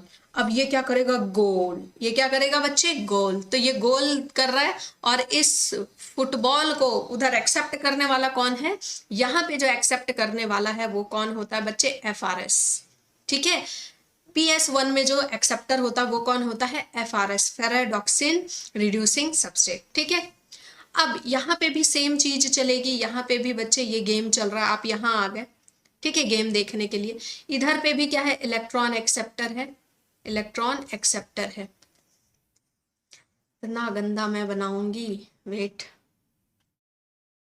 ठीक है। यहाँ पे भी सेम चीजें चल रही हैं, ओके। इधर क्या है बच्चे, इधर क्या है, इलेक्ट्रॉन एक्सेप्टर है, और यहाँ पे इलेक्ट्रॉन एक्सेप्टर कौन होता है, फियोफाइटिन, कौन होता है, फियोफाइटिन होता है, ठीक है, फियोफाइटिन होता है। और बीच में क्या है, सभी क्लोरोफिल पिगमेंट है, तो क्लोरोफिल पिगमेंट यहाँ पे कम होते हैं तो मैंने कम बनाया है, ठीक है। ऐसे ही यहाँ पे भी क्या आ रही है बच्चे, सनलाइट की बीम आ रही है, सनलाइट की बीम आ रही है, ठीक है, सनलाइट डिफरेंट डिफरेंट वेवलेंथ पे आ रहा है। मान लो कि ये जो है एक्साइटेड हो गया, ये एक्साइटेड हो गया किस पे, आपका 450 nm पे एक्साइटेड हो गया। ये किस पे एक्साइटेड हो गया, 500 nm पे एक्साइटेड हो गया। ये इसने इसको एनर्जी दी, ये किस पे एक्साइटेड हो गया, 550 पे एक्साइटेड हो गया। ये कितने पे हो गया, 600 पे, ये 650 पे एक्साइटेड हो गया। अब ये किसको एनर्जी देगा, यहाँ बैठे हुए क्लोरोफिल ए को देगा, जो कि कितने में एक्साइटेड हो रहा है, 680 nm पे ही एक्साइटेड हो जा रहा है। और ये अब एक्साइटेड होके जो इसके पास जो बॉल आ चुकी है मेन खिलाड़ी के पास, अब ये क्या करेगा, गोल। अब ये क्या करेगा, गोल। तो इस बॉल को एक्सेप्ट करने के लिए कौन बैठा है वहां गोलकी के पास, फियोफाइटिन बैठा है। कौन बैठा है बच्चे, फियोफाइटिन बैठा है। तो फोटो सिस्टम 1, फोटो सिस्टम 2 अब याद हो गया होगा, समझ में आ गया होगा कि सारे पिगमेंट भाई अलाइन है और वो क्या कर रहे हैं, हार्वेस्टिंग सिस्टम की तरह। ये जो पूरा बन गया ना बच्चे, ये क्या है, हार्वेस्टिंग सिस्टम। हार्वेस्टिंग सिस्टम ये क्या कर रहे हैं, ये एक्साइटेड हो रहे हैं, अपने इलेक्ट्रॉन दे रहे हैं, पासिंग कर रहे हैं, और फिर स्पेशली किसको इलेक्ट्रॉन देना चाह रहे हैं, क्लोरोफिल ए को, क्योंकि वही रिएक्शन सेंटर है, वही क्या करेगा, लाइट एनर्जी को केमिकल एनर्जी में कन्वर्ट करेगा। वो एक्साइटेड हो जाएगा, फिर मैन ऑफ द मैच बन जाएगा, और ये इलेक्ट्रॉन किसको दे रहा है, FRS को दे रहा है। और ये PS2 में क्या हो रहा है, वो इलेक्ट्रॉन किसको दे रहा है, फियोफाइटिन को दे रहा है। तो इसी को हम क्या बोल रहे हैं, इन्हीं सब को हम क्या बोलते हैं, हार्वेस्टिंग कॉम्प्लेक्स, जिसमें कि क्लोरोफिल ए है, डिफरेंट पिगमेंट है, जिसको हम एंटीना बोलते हैं, इलेक्ट्रॉन एक्सेप्टर है, और साथ में क्या होते हैं, एंजाइम्स। क्या होते हैं, एंजाइम्स। ओके, इन्हीं को हार्वेस्टिंग कॉम्प्लेक्स बोलते हैं। So what is light reaction, light reaction है क्या, लाइट रिएक्शन एक फोटोकेमिकल फेज है जिसमें लाइट का एब्जॉर्प्शन होता है, वाटर का स्प्लिटिंग होता है और ऑक्सीजन रिलीज होता है। लाइट रिएक्शन में 3 चीजें होती हैं बच्चे, याद रखना है क्या हो रहा है। ऑब्वियसली लाइट एब्जॉर्ब, जो वहां लिखा है उसको आपको एनसीईआरटी में ऐसे अलग से लिख लेना है ताकि आप भूले ना। लाइट एब्जॉर्ब हो रहा है, क्या लिखना चाहती हूं मैं, ठीक है, जल्दी करने के चक्कर में कुछ भी लिखती हूँ। लाइट एब्जॉर्ब हो रहा है, ठीक है बच्चे, लाइट एब्जॉर्ब हो रहा है, वाटर H2O स्प्लिट हो रहा है, और क्या हो रहा है, O2 रिलीज हो रहा है, O2 रिलीज हो रहा है। इसके साथ में क्या हो रहा है बच्चे, ATP फॉर्मेशन हो रहा है, ATP फॉर्मेशन। और ATP के साथ साथ क्या हो रहा है, NADPH फॉर्म हो रहा है बच्चे। NADPH जो है निकोटिनामाइड डाई न्यूक्लियोटाइड फॉस्फेट हाइड्रोजनेज, ये आपका किसमें प्रोड्यूस होता है, NADPH, जहां पे P है वो फोटोसिंथेसिस में प्रोड्यूस होता है, और जो NADH है, NADH वो कहाँ पे है, वो आपका रेस्पिरेशन में। तो NADH इलेक्ट्रॉन कैरियर की तरह काम करता है, ठीक है, इलेक्ट्रॉन कैरियर की तरह काम करता है, और NADPH इलेक्ट्रॉन ये डोनेटर की तरह काम करता है, ठीक है, इलेक्ट्रॉन डोनेटर की तरह काम करता है, और वो कैरी करता है। NADH इलेक्ट्रॉन चोर है वो, ठीक है, इलेक्ट्रॉन चोरी करता है वो NADH। और आपको पता है कि अगर आपकी बॉडी में NADH कम होने लगता है ना तो एजिंग आने लगती है। तो 30-40 के बाद ऑब्वियसली हमारे बॉडी में धीरे धीरे NADH कम होने लगता है। तो इसीलिए आजकल लोग NADH की सप्लीमेंट्स लेते हैं, लेकिन वो बहुत महंगे आते हैं। अगर वो ओरिजिनल है तो वो बहुत ज़्यादा महंगे आएंगे, और उससे मतलब उतनी महंगी गोलियां खाने से तो भाई सोच सोच के बुढ़ापा आ जाएगा, समझ गए। तो जो नेचुरल चीज़ें हैं उसको नेचुरली रहने देना चाहिए। हाँ, सो ATP एंड NADPH प्रोड्यूस होता है। फिर जो है पिगमेंट्स हैं, ओके, पिगमेंट्स है, ये सभी अलाइन हो जाते हैं एक साथ। इसी को हम क्या बोलते हैं, लाइट हार्वेस्टिंग कॉम्प्लेक्स बोलते हैं। Photo system 1 and photo system 2 में होता है। द लाइट हार्वेस्टिंग कॉम्प्लेक्स में क्या क्या होते हैं, हंड्रेड्स ऑफ पिगमेंट्स होते हैं, मैंने बताया हंड्रेड्स ऑफ पिगमेंट्स होते हैं। एंड ये जो पिगमेंट्स होते हैं किससे बाउंडेड होते हैं, किससे अटैच्ड होते हैं, प्रोटीन से, बाउंड टू प्रोटीन, ठीक है। ये जो पिगमेंट मॉलिक्यूल है they are bound to protein. Each photo system has all the pigments except one molecule of chlorophyll forming a light harvesting system called the antenna. सारे pigment को मिला करके और सारे प्रोटीन्स को मिला करके हम क्या बोल रहे हैं, एंटीना है, क्योंकि ये क्या कर रहे हैं, एंटीना की तरह सिग्नल ले रहे हैं और दे रहे हैं सिग्नल किसको, क्लोरोफिल ए को दे रहे हैं, जो कि रिएक्शन सेंटर है। ओके, अब हम देखेंगे नॉन साइक्लिक रिएक्शन। मतलब हम ये देखने वाले हैं कि भाई जो लाइट रिएक्शन है उसमें ATP कैसे बनता है, ठीक है। तो नॉन साइक्लिक रिएक्शन हम देखने वाले हैं। नॉन साइक्लिक रिएक्शन ये एक्चुअली ये जो इलेक्ट्रॉन का जो जंपिंग चल रहा है, फाइनली इलेक्ट्रॉन जाता कहाँ है और क्या प्रोड्यूस हो रहा है, ठीक है, एटीपी कैसे प्रोड्यूस हो रहा है। तो सबसे पहले हमने देखा कि यहाँ पे भाई पासिंग चल गया। नॉन साइक्लिक रिएक्शन में सबसे पहले हम कहाँ जाएंगे, फोटो सिस्टम 2 में जाएंगे। ठीक है, तो मतलब एक ऐसा प्रोग्राम देखने आप जा रहे हैं जहां पे सबसे पहले आप फोटो सिस्टम 2 का प्रोग्राम देखेंगे, फिर आप फोटो सिस्टम 1 का प्रोग्राम देखेंगे। तो ट्रिक के थ्रू हम इसको समझते हैं। फोटो सिस्टम 2 में क्या हुआ कि भाई P680 वेवलेंथ लेकर के ये जो है ये इलेक्ट्रॉन एक्साइटेड हो गया, क्लोरोफिल ए जो है वो जंप कर गया, यहाँ पे आ गया, एक्साइटेड स्टेट में आ गया। एक्साइटेड स्टेट में आने के बाद भाई इलेक्ट्रॉन को कोई रखना नहीं चाहता, तो वो अपने इलेक्ट्रॉन किसको देता है, इलेक्ट्रॉन एक्सेप्टर फियोफाइटिन को देता है। फियोफाइटिन के बाद किसको देगा, प्लास्टोक्विनोन को देगा। ठीक है, प्लास्टोक्विनोन के बाद साइटोक्रोम B6 को देगा, एंड देन फिर प्लास्टोसाइनिन को देगा। तो मैम ये नाम याद कैसे रहेगा, तो बच्चे ये नाम याद करने की अच्छी सी ट्रिक है आपकी। सबसे पहले आपका जो P680 है, ठीक है, ये जीत गया, ये मैन ऑफ द मैच बन गया। ठीक है, इसने किसको दिया इलेक्ट्रॉन, इसने किसको दिया, फियोफाइटिन। किसको दिया बच्चे, फियोफाइटिन। ओके, फिर किसको दिया, क्विनॉन को, फिर किसको दिया, प्लास्टोक्विनॉन को दिया। ठीक है, उसके बाद क्या हुआ बच्चे, उसके बाद क्या हुआ, साइटोक्रोम B6 को दिया, फिर साइटोक्रोम F को दिया, एंड देन फिर प्लास्टोसाइनिन को दिया। ठीक है, ये बात होती है। तो आपको याद रखना है कि जिसके पास कम एनर्जी होती है ना, जिसके पास जो कम ताकतवर होता है, वो अगर जीत जाए, उसको बहुत पैसा मिल जाए, बहुत ताकत मिल जाए, तो वो क्या करता है, बिल्कुल रॉब चलाने लगता है। तो ये जब जीत गया, P680 जब जीत गया, ठीक है, तो ये मैन ऑफ द मैच बन गया। तो ये क्या कर रहा है, फाइट कर रहा है। ठीक है, ये क्या कर रहा है, फाइट कर रहा है, फियोफाइटिन। और मैंने आपको बताया था कि फियोफाइटिन जो क्लोरोफिल पिगमेंट होता है, उसके पास मगज नहीं होता है, दिमाग नहीं होता। ठीक है, तो ये क्यों फाइट कर रहा है, क्योंकि इसके पास दिमाग नहीं। तो ये फाइट कर रहा है किसके लिए, क्वीन के लिए। क्यू से याद रखना, क्वीन के लिए फाइट कर रहा है। और जैसे ही इसने क्वीन के लिए फाइट किया, तो इसको लग गया प्लास्टर, प्लास्टोक्विनोन से याद रखना, प्लास्टर लग गया। ठीक है, प्लास्टर लग गया। उसके बाद क्यों लगा प्लास्टर, क्योंकि भाई इसका जो बॉयफ्रेंड था BF, साइटोक्रोम B6 और साइटोक्रोम F, ये जो बॉयफ्रेंड था इसका, ये क्या था, बहुत पहुंचा हुआ आदमी था। प्लास्टोसाइनिन से याद रखो, बहुत ही पहुंचा हुआ आदमी था। या फिर याद रख सकते हो कि ये जो क्वीन था, ये जो क्वीन थी ना, जिसके चलते इसको जो प्लास्टर लगा है, ये क्या था बच्चे, बॉयफ्रेंड था। ये बॉयफ्रेंड था किसका, प्रियंका चोपड़ा का। ठीक है, तो प्रियंका चोपड़ा के बॉयफ्रेंड ने इसको मार मार करके प्लास्टर लगा दिया। ठीक है, किसको, P680 को। ठीक है, तो ये कहानी के थ्रू आप याद रख सकते हैं। ओके, अब देखो इलेक्ट्रॉन P680 ने किसको दिया बच्चे, फियोफाइटिन को दिया।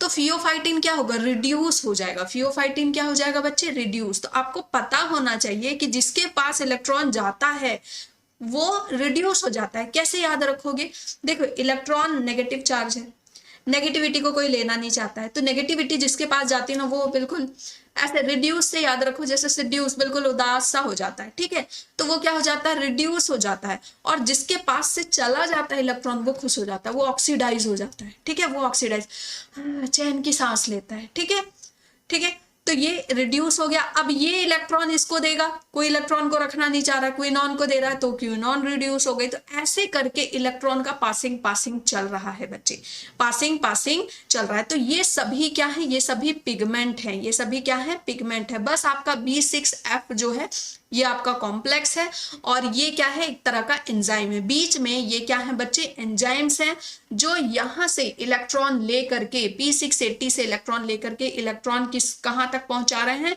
P700 तक पहुंचा रहे हैं। ठीक है, तो आपको ऐसे क्वेश्चन आ सकता है कि B6F ना, B6F इलेक्ट्रॉन कहाँ से कहाँ, प्लास्टोक्विनोन से प्लास्टोसाइनिन तक पहुंचाता है, या फिर फियोफाइटिन से प्लास्टोक्विनोन तक पहुंचाता है। तो आपको याद रखना B6F से क्या है, प्लास्टोक्विनोन है उससे पहले, और तब क्या है, P700 है। तो ये सीक्वेंस आपको याद होना चाहिए, इसलिए मैंने ये आपको ट्रिक बताई है। ठीक है, उसके बाद इलेक्ट्रॉन पहुंच गया कहाँ पे, P700 के पास। तो अब इलेक्ट्रॉन P700 के पास पहुंचा, तो P700 बोल रहा है चलो ठीक है, जिसका कोई नहीं उसका मैं मैं तुमको रखूंगा, ठीक है, किसी ने नहीं रखा तुमको, मैं तुमको रखूंगा। इसने इलेक्ट्रॉन को रख लिया, अब इलेक्ट्रॉन खुश, लेकिन यहाँ पे इसकी चाल है ना, यहाँ पे इसकी चाल है। क्यों क्यों भाई, क्यों चाल है? इसलिए इसलिए कि भाई जब ये ऊपर जाएगा तो इसको वापस भी तो आना है, दोबारा रिएक्शन करने के लिए वापस भी तो आना है। तो इसको वापस लाने वाला कोई नहीं है, यहाँ पे इसको वापस लाने वाला है। कौन है? ये इसके फ्रेंड्स हैं। कौन है? जो वाटर को तोड़ेंगे। जब ये ऊपर रहेगा ना, यहाँ पे जब इलेक्ट्रॉन इसके पहुंच जाएंगे, जब ये एक्साइटेड होके ऊपर पहुंच जाएगा P680, ठीक है, मतलब कि क्लोरोफिल ए जो है एक्साइटेड होके ऊपर पहुंच जाएगा, सॉरी हाँ, क्लोरोफिल ए जो है एक्साइटेड होके जब ऊपर पहुंच जाएगा तो वो बोलेगा अब मैं उतरूं कैसे? तो वो क्या, वो जैसे मुन्ना भाई की तरह है ना, वो क्या बोल रहा है, सर्किट। हाँ, नीचे कौन है? उसके भाई लोग हैं, ठीक है, उसके भाई लोग हैं कैल्शियम, ठीक है, और मैग्नीज, कैल्शियम मैग्नीज और क्लोरीन, ये तीनों इसके भाई लोग हैं। ये लोग क्या करेंगे, यहाँ पे वाटर है, यहाँ पे वाटर है, इसको स्प्लिट करेंगे, और वाटर जब स्प्लिट होगा तो क्या निकलेगा, 2 हाइड्रोजन निकलेगा, तो 2 इलेक्ट्रॉन निकलेगा, उसी इलेक्ट्रॉन को भेजेंगे और ये नीचे आ जाएगा, ठीक है। लेकिन यहाँ पे इसका कोई भाई लोग नहीं है, यहाँ पे इसका कोई भाई लोग नहीं है, ठीक है। तो गुंडों का दोस्त होता है ना इस तरह के, जो उसको सपोर्ट करते हैं पूरा, ठीक है। तो P700 man of the match बन गया। अब हम यहाँ आए फोटो सिस्टम 1 का मैच फोटो सिस्टम 2 का मैच देख लिया, अब हम आए हैं फोटो सिस्टम 1 में, इसका मैच देख रहे हैं। तो हमने देखा कि ये भाई मैन ऑफ द मैच बन गया। इससे इलेक्ट्रॉन जा रहा है, इलेक्ट्रॉन एक एक करके जंप कर रहा है। आयरन सल्फर प्रोटीन के पास आया, फेराडॉक्सिन के पास आया इलेक्ट्रॉन, सभी एक दूसरे को पास कर रहे हैं इलेक्ट्रॉन पास किया। तो यहाँ पे बाहर में बच्चे NADP रिडक्टेज प्रेजेंट होता है। कौन प्रेजेंट होता है? NADP रिडक्टेज प्रेजेंट होता है। ये NADP रिडक्टेज ना वेट करता रहता है इलेक्ट्रॉन का, ये NADP रिडक्टेज इलेक्ट्रॉन का वेट करता रहता है कि इलेक्ट्रॉन आए तो भाई मैं ये जो हाइड्रोजन बाहर से स्ट्रोमा से हाइड्रोजन लूं, NADP पड़ा हुआ है उसको लूं, स्ट्रोमा में पड़ा हुआ है NADP, H पड़ा हुआ है, इलेक्ट्रॉन आए तो मैं क्या बना दूं, NADPH बना दूं। और ये NADPH कहाँ जाएगा? केल्विन साइकिल में जाएगा, जिसका यूज करेगी माता जी मिठाइयां बनाने में, ठीक है। और केल्विन साइकिल से बनेगा हमारा ATP। समझ गए? तो ये सारी चीजें यहाँ पे हो रही हैं। ओके ओके, तो ये था हमारा non cyclic reaction. Non cyclic reaction में एक बार इलेक्ट्रॉन गया तो वापस नहीं आया, वो बस गया तो गया। लेकिन साइक्लिक रिएक्शन में क्या होगा बच्चे, एक बार इलेक्ट्रॉन गया तो वो वापस आएगा, ठीक है। तो ये है फोटो सिस्टम 2, फोटो सिस्टम 1, और लाइट हार्वेस्टिंग कॉम्प्लेक्स है। इलेक्ट्रॉन गया, इलेक्ट्रॉन एक्सेप्ट करने वाले हैं, बहुत शॉर्ट में दिया हुआ है। और यहाँ फोटो सिस्टम 2 में वाटर का स्प्लिटिंग भी चलता है। तो ये क्वेश्चन आता है, तो अब हम इसको थोड़ा रिवाइज कर लेते हैं। यहाँ हो क्या रहा है कि भाई PS2 है, PS1 है, ये क्या है, थैलाकॉइड है, ये पूरा क्या है बच्चे, थैलाकॉइड है, थैलाकॉइड है। और ये है थैलाकॉइड का ल्यूमेन, थैलाकॉइड का ल्यूमेन, ठीक है। तो वाटर अंदर आया, वाटर अंदर आया, H2O अंदर आया थैलाकॉइड में, और ये H2O ब्रेक हो गया, ये H2O ब्रेक हो गया किसमें, ऑक्सीजन में ब्रेक हो गया। तो ऑक्सीजन तो रिलीज हो जाएगा बाहर, आप इनहेल कर लोगे, ठीक है। ऑक्सीजन रिलीज हो गया, कुछ ऑक्सीजन अंदर यूज होगा। उसके बाद ये जो ऑक्सीजन निकल गया, साथ में क्या निकल रहा है, 2 इलेक्ट्रॉन निकल रहे हैं और साथ में 2 प्रोटॉन निकल रहे हैं। तो जो हाइड्रोजन होंगे वो सारे हाइड्रोजन यहाँ पे आते जाएंगे। जितनी बार वाटर अंदर आएगा तो उतनी बार हाइड्रोजन अंदर आएंगे, और बहुत सारा हाइड्रोजन अंदर में जमा होता जाएगा, बहुत सारा हाइड्रोजन अंदर में जमा होता जाएगा, ठीक है। तो आपको क्वेश्चन आता है कि हाइड्रोजन की कॉन्सेंट्रेशन कहाँ पे ज्यादा हो जाती है, कहाँ पे सारे हाइड्रोजन इकट्ठा हो जाते हैं स्प्लिटिंग ऑफ वाटर के बाद? तो सारे हाइड्रोजन इकट्ठा हो जाते हैं ल्यूमेन ऑफ थैलाकॉइड में, ठीक है। इसके बाद जो इलेक्ट्रॉन है, इलेक्ट्रॉन को हम यूज करेंगे, मैंने बताया P680 में क्या होगा कि भाई जो क्लोरोफिल A है, ठीक है, उसके इलेक्ट्रॉन वो एक्साइटेड हो जाएगा तो फिर उसको नीचे उतारने के लिए। तो यहाँ पे ये हार्वेस्टिंग सिस्टम है, ये हार्वेस्टिंग सिस्टम है। हार्वेस्टिंग सिस्टम में भाई इलेक्ट्रॉन एक्साइटेड हो गए, इलेक्ट्रॉन एक्साइटेड होने के बाद ये इलेक्ट्रॉन एक दूसरे पिगमेंट से जाते जाते किसके पास आ जाएंगे, PS1 के पास आ जाएंगे। PS1 के पास प्लास्टोसाइनिन के थ्रू यहाँ पे आ गया। अब ये जो इलेक्ट्रॉन है, ये जो इलेक्ट्रॉन है यहाँ पे रहेगा, और ये इलेक्ट्रॉन का क्या काम होगा कि अब यहाँ पे जो क्लोरोफिल A जो एक्साइटेड स्टेट में जाएगा, फिर वो वापस भी तो आएगा उसको नीचे उतारने के लिए, ठीक है, उसको नीचे उतारने के लिए। अब साथ में क्या हो रहा है भाई, यहाँ पे क्या हो रहा है, इलेक्ट्रॉन FRS के पास जा रहा है, FD के पास जा रहा है, फेराडॉक्सिन के पास जा रहा है, ठीक है, फिर आपका साइटोक्रोम के पास ऐसे जा रहा है। इसके बाद यहाँ पे जो इलेक्ट्रॉन है ना, इसका वेट कर रहा है, ये इलेक्ट्रॉन आ जाएगा इधर बाहर, और यहाँ इलेक्ट्रॉन के का वेट कर रहा है कौन, NADPH रिडक्टेज। NADPH रिडक्टेज एक एंजाइम है जो यहाँ पे वेट करती है। तो आपको क्वेश्चन आता है कि NADPH रिडक्टेज कहाँ होती है। NADPH रिडक्टेज प्रेजेंट होती है थैलाकॉइड के स्ट्रोमल साइड में। थैलाकॉइड के पास ही यहीं पे होगी, लेकिन ये कहाँ पे है, स्ट्रोमल साइड में है, अंदर की तरफ नहीं, स्ट्रोमल साइड में। अब ये NADPH क्या करेगी, इलेक्ट्रॉन का ये वेट कर रही थी, ये स्ट्रोमा से H+ लेके, स्ट्रोमा में ऑलरेडी बहुत सारा H+ है, और स्ट्रोमा में NADP भी प्रेजेंट है, ठीक है। NADP कहाँ से आया, यह भी हम देखेंगे, ठीक है। केल्विन साइकिल में ये NADPH रहता है, तो उसका H लेकर के NADP छोड़ दिया जाता है। तो NADP है, H+ पहले से ये वेट कर रही थी इलेक्ट्रॉन का, इन तीनों को मिला करके ये क्या बना देगी, ये क्या बना देगी, NADPH बना देगी। NADPH बना देगी, जो कहाँ जाएगा, केल्विन साइकिल में, ठीक है, जो कहाँ यूज होगा, केल्विन साइकिल में यूज होगा, ठीक है। तो हमारा जो हाइड्रोजन है कहाँ है, इससे 2 क्वेश्चन आता है कि जो स्प्लिटिंग ऑफ वाटर है वो कहाँ होता है, स्प्लिटिंग ऑफ वाटर होता है PS2 में होता है, ठीक है। और हाइड्रोजन कहाँ जमा हो जा रहे हैं, सारे प्रोटॉन जो ग्रेडियंट है वो कहाँ पे आ जा रहा है, ल्यूमेन ऑफ थैलाकॉइड में। NADPH रिडक्टेज कहाँ है, it is present on the stromal side of the thylakoid. And NADPH reductase का क्या काम है, NADPH बनाना। ना ये है हमारा साइक्लिक रिएक्शन, ठीक है, साइक्लिक रिएक्शन। अभी हमने देखा था नॉन साइक्लिक रिएक्शन, अब हम पढ़ने वाले हैं साइक्लिक रिएक्शन। साइक्लिक रिएक्शन कहाँ होता है, बताया था मैंने, ये होगा non apprised part of thylakoid, और ज्यादातर कहाँ होता है, स्ट्रोमल लैमेले में होता है। इसमें क्या होता है कि जो भी इलेक्ट्रॉन, ये एनर्जी मिल गई, ये इलेक्ट्रॉन एक्साइटेड हो गए, इलेक्ट्रॉन एक्सेप्टर आ गए, अब जो भी इलेक्ट्रॉन घर से निकला वो वापस कहाँ आ जाएगा, घर को ही आ जाएगा। लेकिन उसमें नॉन साइक्लिक में क्या हो रहा था कि इलेक्ट्रॉन जो निकला वो वापस घर नहीं आया, वो किसके पास गया, P700 के पास गया, फिर वहां से फिर आगे, ऐसे हिल टाइप का बन रहा था, जेड बन रहा था। इसीलिए नॉन साइक्लिक रिएक्शन को हम जेड स्कीम भी बोलते हैं।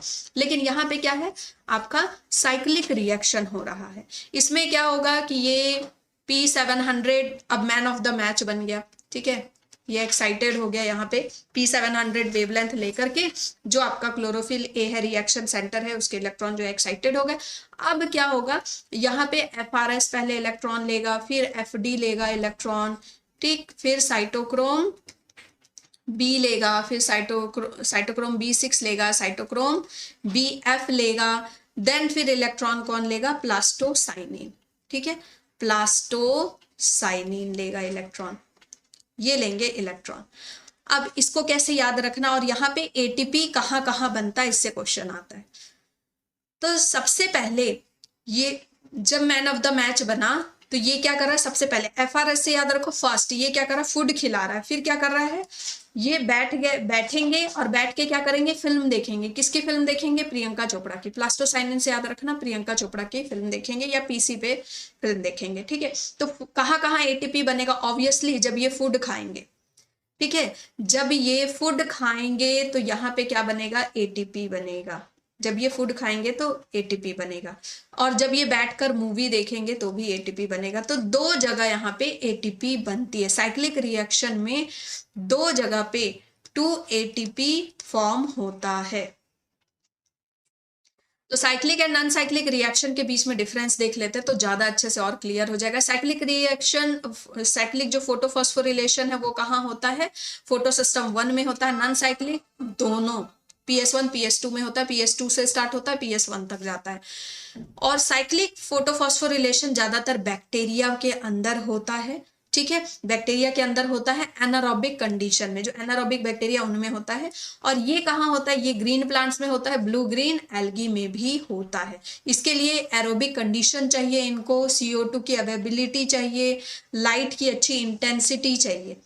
It is not connected with the photolysis of water. यहाँ पे कोई फोटोलाइसिस ऑफ वाटर नहीं हुई, साइक्लिक में देखा यहाँ पे कोई फोटोलाइसिस ऑफ वाटर नहीं हुई, और ना ही यहाँ पे फोटोलाइसिस ऑफ वाटर नहीं होगा, साथ में क्या नहीं होगा, फोटोलाइसिस ऑफ वाटर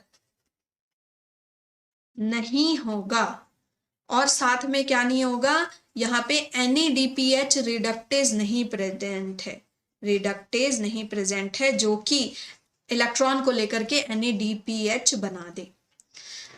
ठीक है, तो यहाँ पे फोटोलाइसिस ऑफ वाटर हो रहा है नॉन साइक्लिक में, और ऑक्सीजन लिबरेशन हो रहा है। Electrons move in a close circuit, और उसमें इलेक्ट्रॉन्स क्लोज सर्कल में नहीं मूव करते हैं। इलेक्ट्रॉन जो है, जो निकला एक बार वो P680 से निकला, वो P680 के पास वापस नहीं आएगा, वो P700 के पास चला जाएगा। ठीक है, in each flow 2 molecules of ATP are released, और in each flow 1 molecule of ATP is synthesised. इसमें सिर्फ 1 मॉलिक्यूल ऑफ ATP बनता है। ठीक है, and NADPH is not produce, यहाँ पे NADPH प्रोड्यूस होता है, and it is not inhibited by DCMU, और ये DCMU द्वारा इनहिबिटेड होता है। DCMU क्या है, di chloride methyl urea. Okay, तो अगर डाई क्लोराइड मिथाइल यूरिया अगर डाल दिया गया उनमें, तो वो साइक्लिक फोटोफॉस्फोरिलेशन पे कोई असर नहीं होगा, लेकिन अगर प्लांट्स में डाल दिया जाता है ये, तो उनका जो है नॉन साइक्लिक फोटोफॉस्फोरिलेशन वो नहीं होगा।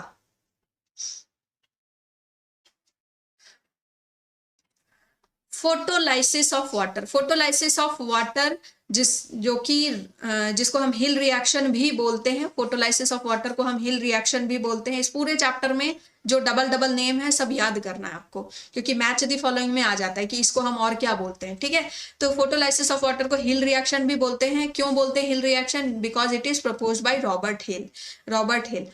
ओके, एंड इसमें जो मेन इंपॉर्टेंट बात है कि मैग्नीज, क्लोराइड और कैल्शियम, ये तीनों के बारे में मैंने बताया था कि ये क्या है, सर्किट है ना। मुन्ना भाई के 3 दोस्त, मैग्नीज, क्लोराइड एंड कैल्शियम, ये तीनों ही क्या करते हैं, नीचे फोटोलाइसिस ऑफ वाटर करते हैं। फोटोलाइसिस ऑफ रिएक्शन का आपको ये रिएक्शन याद रखना है, इक्वेशन जो बना हुआ है ये इक्वेशन आपको याद रखना है।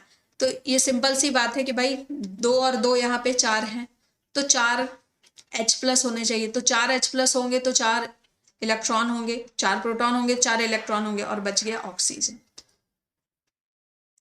Cameo osmotic hypothesis, cameo osmotic hypothesis क्या है, वही सेम चीज जो मैंने अभी आपको बताई, डायग्राम बना के जो मैंने आपको बताई, यही सेम चीज बताई थी, वही सेम चीज है। यहां से क्वेश्चन कैसे आता है कि भाई ये PS2 है, PS2 में केमियो, इसका मतलब पहले समझो, केमी ऑस्मोटिक हाइपोथेसिस ये एक तरह का हाइपोथेसिस है, अभी ये मतलब लॉ नहीं बना, ये हाइपोथेसिस है कि इस तरह से इलेक्ट्रॉन जाते होंगे और इस तरह से ये चीजें होती होंगी। ठीक है, let us now try to understand how actually ATP is synthesised in chloroplast. ये बता रहा है कि कैसे ATP बनता होगा। ठीक है, तो मैंने वहां पे आधी बात पे छोड़ा था, अभी हम इसको कंप्लीट कर रहे हैं कि ATP कैसे बनता है। ठीक है, नॉन साइक्लिक में अभी आपने बताया मैम कि एक ATP बनता है, साइक्लिक में 2 ATP बनता है, लेकिन यहाँ पे एक ATP कैसे बनता है ये नहीं बताया, तो चलो समझ लो। यहाँ पे देखो, सबसे पहले P680 वाला है, PS2 है, PS2 में जाएंगे, यहाँ पे वाटर स्प्लिटिंग ऑफ वाटर हो रहा है। ठीक है, और फिर ये इलेक्ट्रॉन कहाँ गया, साइटोक्रोम B6, ये बीच में एंजाइम प्रेजेंट है। ठीक है, वो एंजाइम प्रेजेंट है, और इन्होंने इलेक्ट्रॉन ट्रांसपोर्ट करके PS1 में दे दिया। इसके बाद साथ में क्या हो रहा है, जब फोटोलाइसिस ऑफ वाटर हो रहा है तो सारा H+ अंदर इकट्ठा हो रहा है, सारा H+ अंदर इकट्ठा हो रहा है, और साथ में हम क्या कर रहे हैं, यहां से भी H+ हम ले करके आ रहे हैं, जो प्लास्टोक्विनोन है ना, वो भी क्या कर रहे हैं, H+ ला करके अंदर इकट्ठा कर रहे हैं। उसके अलावा साथ में NADPH रिडक्टेज भी क्या कर रहा है, स्ट्रोमा में जितना H+ है उसको यूज करके क्या बना रहा है, NADPH बना दे रहा है। तो H+ स्ट्रोमा में क्या हो रहा है, घट रहा है। H+ का जो कॉन्सेंट्रेशन है स्ट्रोमा में वो घटता जा रहा है, और यहाँ पे ल्यूमेन के अंदर कॉन्सेंट्रेशन ऑफ H+ क्या हो रहा है, बढ़ते जा रहा है। तो ये बिल्कुल इनकी चाल है कि बाहर स्ट्रोमा में जितना H+ है सबको घटा अंदर लेते आओ, या फिर उसको यूज कर लो। तो NADPH रिडक्टेज क्या कर रहा है, वो उनको H+ को ले करके यूज कर ले रहा है, और बाकी सभी क्या कर रहे हैं, H+ को अंदर लाने की कोशिश कर रहे हैं। तो H+ का कॉन्सेंट्रेशन बढ़ गया। अब ये H+ इतने ज्यादा बढ़ जाएंगे कि इनको सफोकेशन सी होने लगेगी ल्यूमेन में। ठीक है, कोई भी चीज हाई कॉन्सेंट्रेशन से लो कॉन्सेंट्रेशन की तरफ भागना चाहती है, तो यहाँ पे इनको सफोकेशन सी होने लगेगी। तो ये बोलेंगे भाई कोई रास्ता ढूंढो, कहीं से तो निकलो। तो इनको ये रास्ता मिल गया, ये टनल मिल गया। ठीक है, ये टनल मिल गया। अब इस टनल में नीचे में जो पार्ट है ये F0 पार्ट है, और ये जो पार्ट है, ठीक है, ये पार्ट F1 पार्ट है। और इस F1 पार्ट के अंदर कौन बैठा है, मोगेम्बो। कौन बैठा है, मोगेम्बो बैठा है। ठीक है, मोगेम्बो बोले तो एटीपी सिंथेटेज बैठा है। ये क्या करेगा, इस टनल से जब H+ आएंगे, इस टनल से जब H+ अंदर आएंगे, तो ये 3 H+ को ले करके ये टनल के अंदर H+ आ गए। इनको लगा कि चलो हमको एक गली मिल गई, अब हम बाहर निकल जाएंगे, लेकिन ये फंस गए। यहाँ तो क्या है, चाल है। यहाँ क्या है, एक मोगेम्बो बैठा है। ठीक है, मोगेम्बो अब खुश हो गया क्योंकि इसकी जो चाल है वो कामयाब हो गई। ये 3 H+ को लेगा, बोलेगा बेटा मेरे पास देखो स्ट्रोमा में ADP है, केल्विन साइकिल से आया है, इनऑर्गेनिक फॉस्फेट है ऑलरेडी। ठीक, अब मैं इनको जोड़ नहीं पा रहा हूं, तो तुम्हारा काम है इनको जोड़ो और क्या बनाओ, ATP बनाओ। तो 3 हाइड्रोजन ले करके क्या बनेगा बच्चे, आपका 3 हाइड्रोजन आयन लेकर के यहाँ पे क्या बन जाएगा, ATP बन जाएगा। ठीक है, यहाँ पे क्या बन जाएगा, ATP बन जाएगा। तो एक ATP यहाँ पे बनेगा। ठीक, एक बार में एक ही ATP बनेगा, फिर दूसरी चांस आएगी, तीसरी चांस आएगी, तो इस तरह से एक ATP इसमें बनता है। ओके, और क्या बनता है, साथ में NADPH बनता है, लेकिन साइक्लिक में NADPH नहीं बनता है। ओके, तो यहां से आपका क्वेश्चन आता है कि फोटोलाइसिस ऑफ वाटर कहाँ हो रहा है, कहाँ पे H+ इकट्ठा हो रहा है, और ये आपको लेबलिंग के लिए आता है कि ये वाला पार्ट कौन सा है, ये वाला पार्ट कौन सा है। फिर ज्यादातर क्वेश्चन आता है यहाँ पे दे देगा D, और आपसे बोलेगा कि ABCD दे दिया, और आपसे बोलेगा कि कहाँ पे ATP सिंथेटेज हो रहा है, जैसे ABC दे दिया और यहाँ लिख दिया D। बोलेगा कि ATP कहाँ बन रहा है, तो ATP बन रहा है D वाले पार्ट पे। ठीक है, ATP कहाँ बन रहा है, D वाले पार्ट पे बन रहा है, ATP सिंथेटेज के पास यहाँ पे ATP बन रहा है।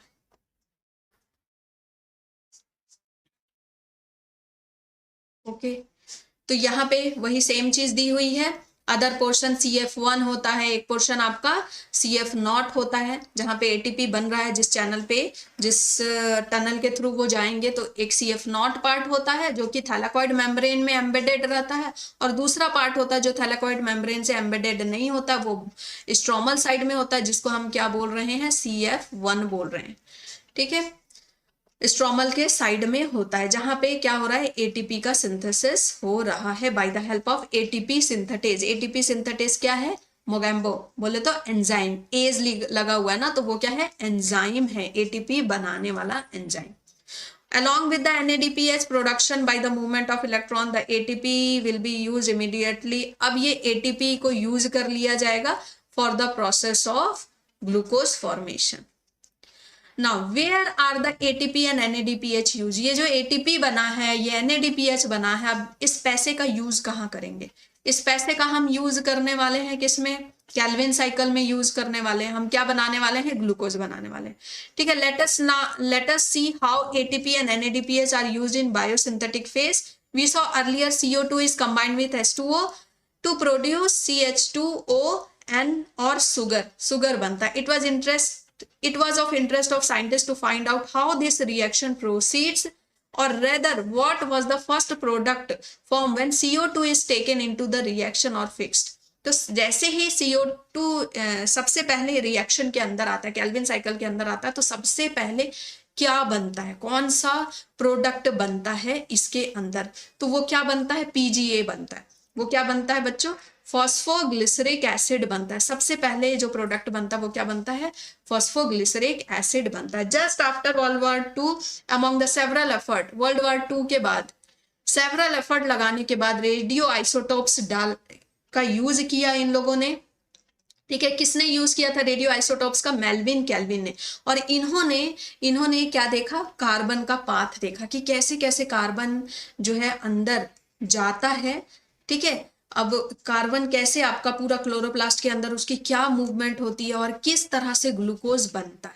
तो मेल्विन केल्विन ने किसका यूज किया था? रेडियो आइसोटोप्स का किया था यूज वर्ल्ड वॉर 2 के बाद। कौन सा रेडियो एक्टिव लिया था उन्होंने? C14 लिया था by him in algal photosynthesis studies. ये आपको याद रखना है, ठीक है। एल्गे पे इन्होंने स्टडी की थी, डिस्कवरी की थी for the first CO2 fixation product. और इन्होंने देखा कि जो पहला CO2 फिक्सेशन प्रोडक्ट है वो 3 कार्बन का ऑर्गेनिक एसिड है, that is known as phosphoglyceric acid बोलते हैं, ठीक है। इसीलिए इसको केल्विन साइकिल बोलते हैं क्योंकि इसकी डिस्कवरी मेल्विन केल्विन ने की थी। अब इसको हम प्यारी सी स्टोरी के थ्रू हम समझ लेते हैं, बहुत मजा आएगा।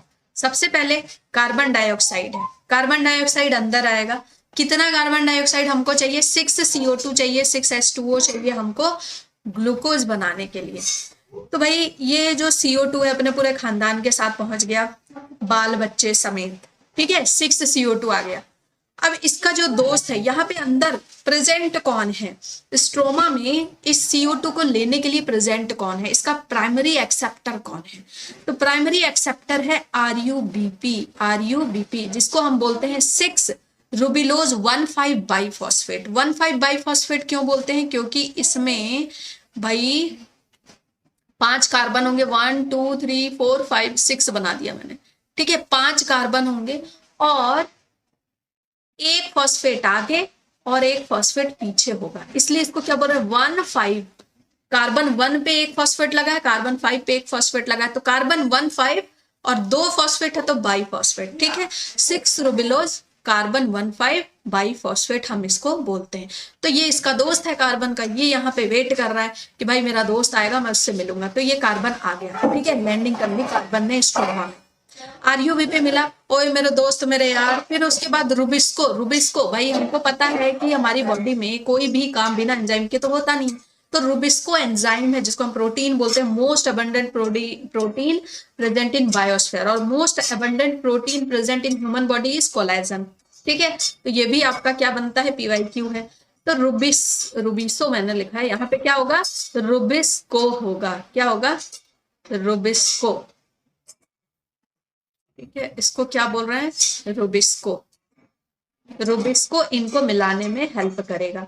तो RUBP क्या किया? RUBP एक बाइक लेकर के आया है, हाँ, मोटा ताजा है, ये बाइक लेकर के आया है। अब इस बाइक में ये इसको कैसे बिठाएगा?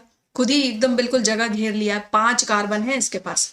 तो ये बोल रहा है भाई मैं पूरे खानदान को तो एक बार में नहीं ले जा पाऊंगा, मैं 6 साइकिल लगाऊंगा, ठीक है, 6 राउंड लगाऊंगा, एक एक करके एक एक कार्बन को मैं घर पे छोड़ दूंगा। ये है घर इसका, ठीक है।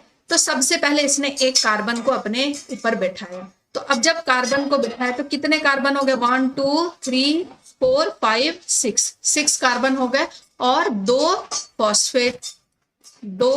फॉस्फेट, ठीक है। तो ये पहला अनस्टेबल कंपाउंड, ये बैठ तो गया लेकिन अब क्या है? गाड़ी लड़खड़ा रही है क्योंकि भार हो गया पूरा, गाड़ी लड़खड़ा रही है। तो ये जो प्रोसेस है जिसमें कार्बन RUBP के साथ मिल जाता है, इसको क्या बोलते हैं? Carbon fixation.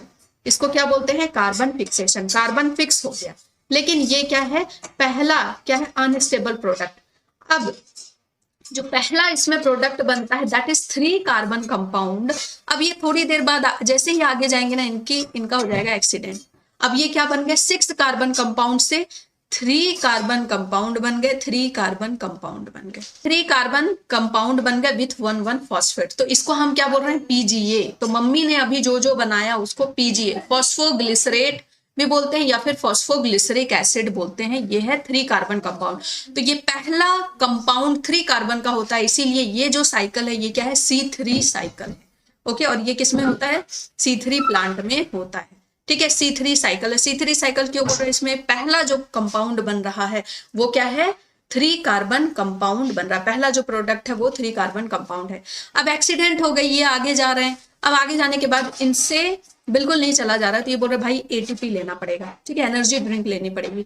तो इन्होंने 2 ATP लिया। 2 ATP क्यों लिया भाई? एक ATP इसको लगेगी, दूसरी ATP इसको लगेगी। तो अभी इनके पास एक एक फॉस्फेट है। अब इनके पास कितने फॉस्फेट हो जाएंगे? 3 कार्बन है, 3 कार्बन है PGA के पास, एक फॉस्फेट है। अब एक फॉस्फेट और जुड़ जाएगा, क्यों? क्योंकि इससे फॉस्फेट ले लिया। दूसरे के पास भी 2 आपका PGA बना ना, 2 PGA बना, तो एक फॉस्फेट उसके पास पहले से था, और एक फॉस्फेट और लग गया। तो इन्होंने 2 एटीपी ले लिया, एनर्जी ड्रिंक पी ली और एडीपी को फेंक दिया। अब ये एडीपी कहाँ जाएगा, ये जाएगा वापस से कहाँ, थैलाकॉइड में। थैलाकॉइड में जाएगा, थैलाकॉइड में क्या करेगा, थैलाकॉइड में जाकर के ये वापस से एटीपी सिंथेटेज के पास जाएगा और वहां से एटीपी बन के आएगा। फिर थोड़ी दूर ही चले गए, इनको समझ में आया नहीं यार वो एनर्जी नहीं मिल रही है, अब हमको क्या एक्सीडेंट हुआ है भाई, एनर्जी नहीं मिल रही है, अब हमको थोड़ा रिडक्शन करना पड़ेगा। ये क्या करेंगे, NADPH जो बना था थैलाकॉइड में नॉन साइक्लिक रिएक्शन में, उसका यूज करेंगे।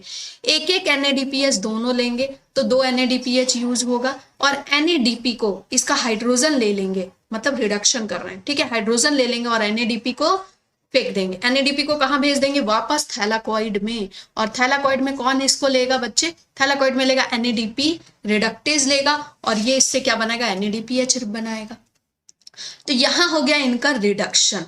रिडक्शन होते ही यहां क्या बन गया बच्चे, G3P बन गया, ग्लिसरल्डिहाइड 3 फॉस्फेट बन गया। कैसे बन गया ग्लिसरल्डिहाइड 3 फॉस्फेट, देखो ग्लिसरल्डिहाइड में क्या होता है, CHO होता है, तो कार्बन तो था ही, हाइड्रोजन अब ऐड हो गया इनमें और ऑक्सीजन पहले से था ही, ठीक है, ऑक्सीजन भी साथ साथ में आ रहा है। तो यहां अभी इनके पास कितने हैं, 1 2 3 कार्बन, 3 कार्बन है और क्या है, साथ में फॉस्फेट है, फिर से 3 कार्बन है, तो टोटल कितने कार्बन हो गए, 6 कार्बन। 6 कार्बन में से एक कार्बन को ये यहां छोड़ देंगे, क्योंकि भाई घर आ गया ना, यहाँ पे अब इस कार्बन को छोड़ देंगे कि भाई तू रुक, मैं बाकी तेरे परिवार को लेके आता हूं। तो ये कार्बन यहाँ आ गया, ठीक है, कार्बन यहाँ आ गया। स्ट्रोमा में पहले से हाइड्रोजन है और ये जो रिडक्शन हुआ उसमें हाइड्रोजन था, तो इनमें हाइड्रोजन भी जुड़ता जाएगा और ऑक्सीजन को साथ लेके आए तो ऑक्सीजन भी जुड़ता जाएगा, ठीक है। तो इस तरह से ये एक कार्बन जो है यहाँ पे हाइड्रोजन ऑक्सीजन के साथ यहाँ आ गया।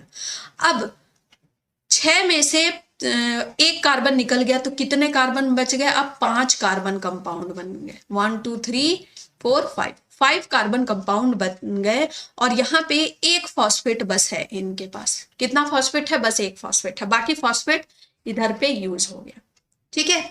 तो एक फॉस्फेट बस बचा है, इसीलिए हम इसको क्या बोल रहे हैं, 6 रुबिलोज 5 फॉस्फेट, 5वें नंबर कार्बन पे बस फॉस्फेट है। लेकिन इसको फिर से भाई रीजेनरेशन है ना, और एनर्जी चाहिए ताकि ये और इसके पूरे खानदान को यहाँ लाके रख सके, 6 कार्बन को यहाँ लाके रख सके। तो ये रीजेनरेशन करेगा, यहाँ से फिर से एटीपी उठाएगा और एडीपी को भेज देगा, ठीक है। एटीपी किस तरह से है, जैसे एनर्जी ड्रिंक लिए और उसका जो कैन है उसको फेंक दिया रीजनरेशन के लिए कि जाओ उस कैन में फिर से एनर्जी भर के लाओ, एनर्जी ड्रिंक। तो ये क्या हो गया, इसका रीजनरेशन हो गया। तो ये क्या बन गया, 6 रुबिलोज 1,5 बाइफॉस्फेट। अब इसके पास जो 5 कार्बन थे, 1 2 3 4 5, 5 कार्बन थे, उसके पास नंबर 1 पे भी फॉस्फेट जुड़ गया, नंबर 5 पे भी फॉस्फेट। कहां से फॉस्फेट जुड़ा, एटीपी से। Triose phosphate, adenosine triose phosphate होता है ना, तो एक फॉस्फेट यहाँ जुड़ गया और ये क्या बन गया, एडिनोसाइन डाइफॉस्फेट। फिर से वो जाएगा एक फॉस्फेट इसमें ऐड करा के लाएगा, तो वो क्या बन जाएगा, एटीपी, ठीक है। तो 3 स्टेप इसके क्या हुए, carbon fixation, reduction and regeneration. Carbon fixation में कार्बन ऐड हुआ आरयूबीपी के साथ रुबिस्को की मदद से। रिडक्शन में इनका रिडक्शन हो गया NADPH का यूज करके, ये G3P बन गए, ग्लिसरल्डिहाइड 3 फॉस्फेट बन गए। अब ये भाई कार्बन को वहां छोड़ दिया और वो वापस से क्या बनना चाहता है, आरयूबीपी, तो वो क्या होगा, उसका रीजेनरेशन होगा। अब ये तो एक साइकिल थी, ऐसे करके 6 साइकिल होगी और धीरे धीरे करके सभी कार्बन को यहाँ छोड़ दिया जाएगा, 1 2 3 4 5 6, ठीक है। 6 कार्बन को छोड़ दिया जाएगा, इसमें हाइड्रोजन ऐड होते जाएंगे, ऑक्सीजन ऐड होते जाएंगे और ये हमारा क्या बन जाएगा, ग्लूकोज बन जाएगा। यहाँ पे क्या बन जाएगा, ग्लूकोज बन जाएगा। अब हम देखेंगे कि कितना एटीपी, किस तरह के क्वेश्चन आते हैं और कितना एटीपी कितना NADPH बनता है। The very very important point, इसमें पूछा जाएगा कि भाई एक साइकिल में, 1 साइकिल में कितना एटीपी और कितना NADPH, ठीक है, NADPH। तो एक साइकिल में हमने देखा कितना एटीपी, सबसे पहले NADPH की बात करते हैं, ठीक है। NADPH कितना, 2 NADPH और एटीपी कितना, यहाँ पे 2 और इधर पे 1, 3 एटीपी। तो 6 साइकिल में कितना हो जाएगा, 6 साइकिल में 12 NADPH एंड 18 ATP। तो हो गया ना 6 का टेबल, 6 1 6, 6 2 12, 6 3 18। तो ये आपको याद रखना है। पूरे केल्विन साइकिल में क्या याद रखना है कि एक साइकिल में आप कहीं देखेंगे बुक में क्या लिखा होगा, यहाँ पे 12 ATP, ठीक है, ऐसे लिखा होगा। वो 12 किस लिए है, क्योंकि वो डायरेक्ट 6 CO2 का दिखाता है कि एक बार में 6 CO2 को लेके जा रहे हैं अंदर, ठीक है, 6 कार्बन को एक ही बार में लेके जा रहे हैं।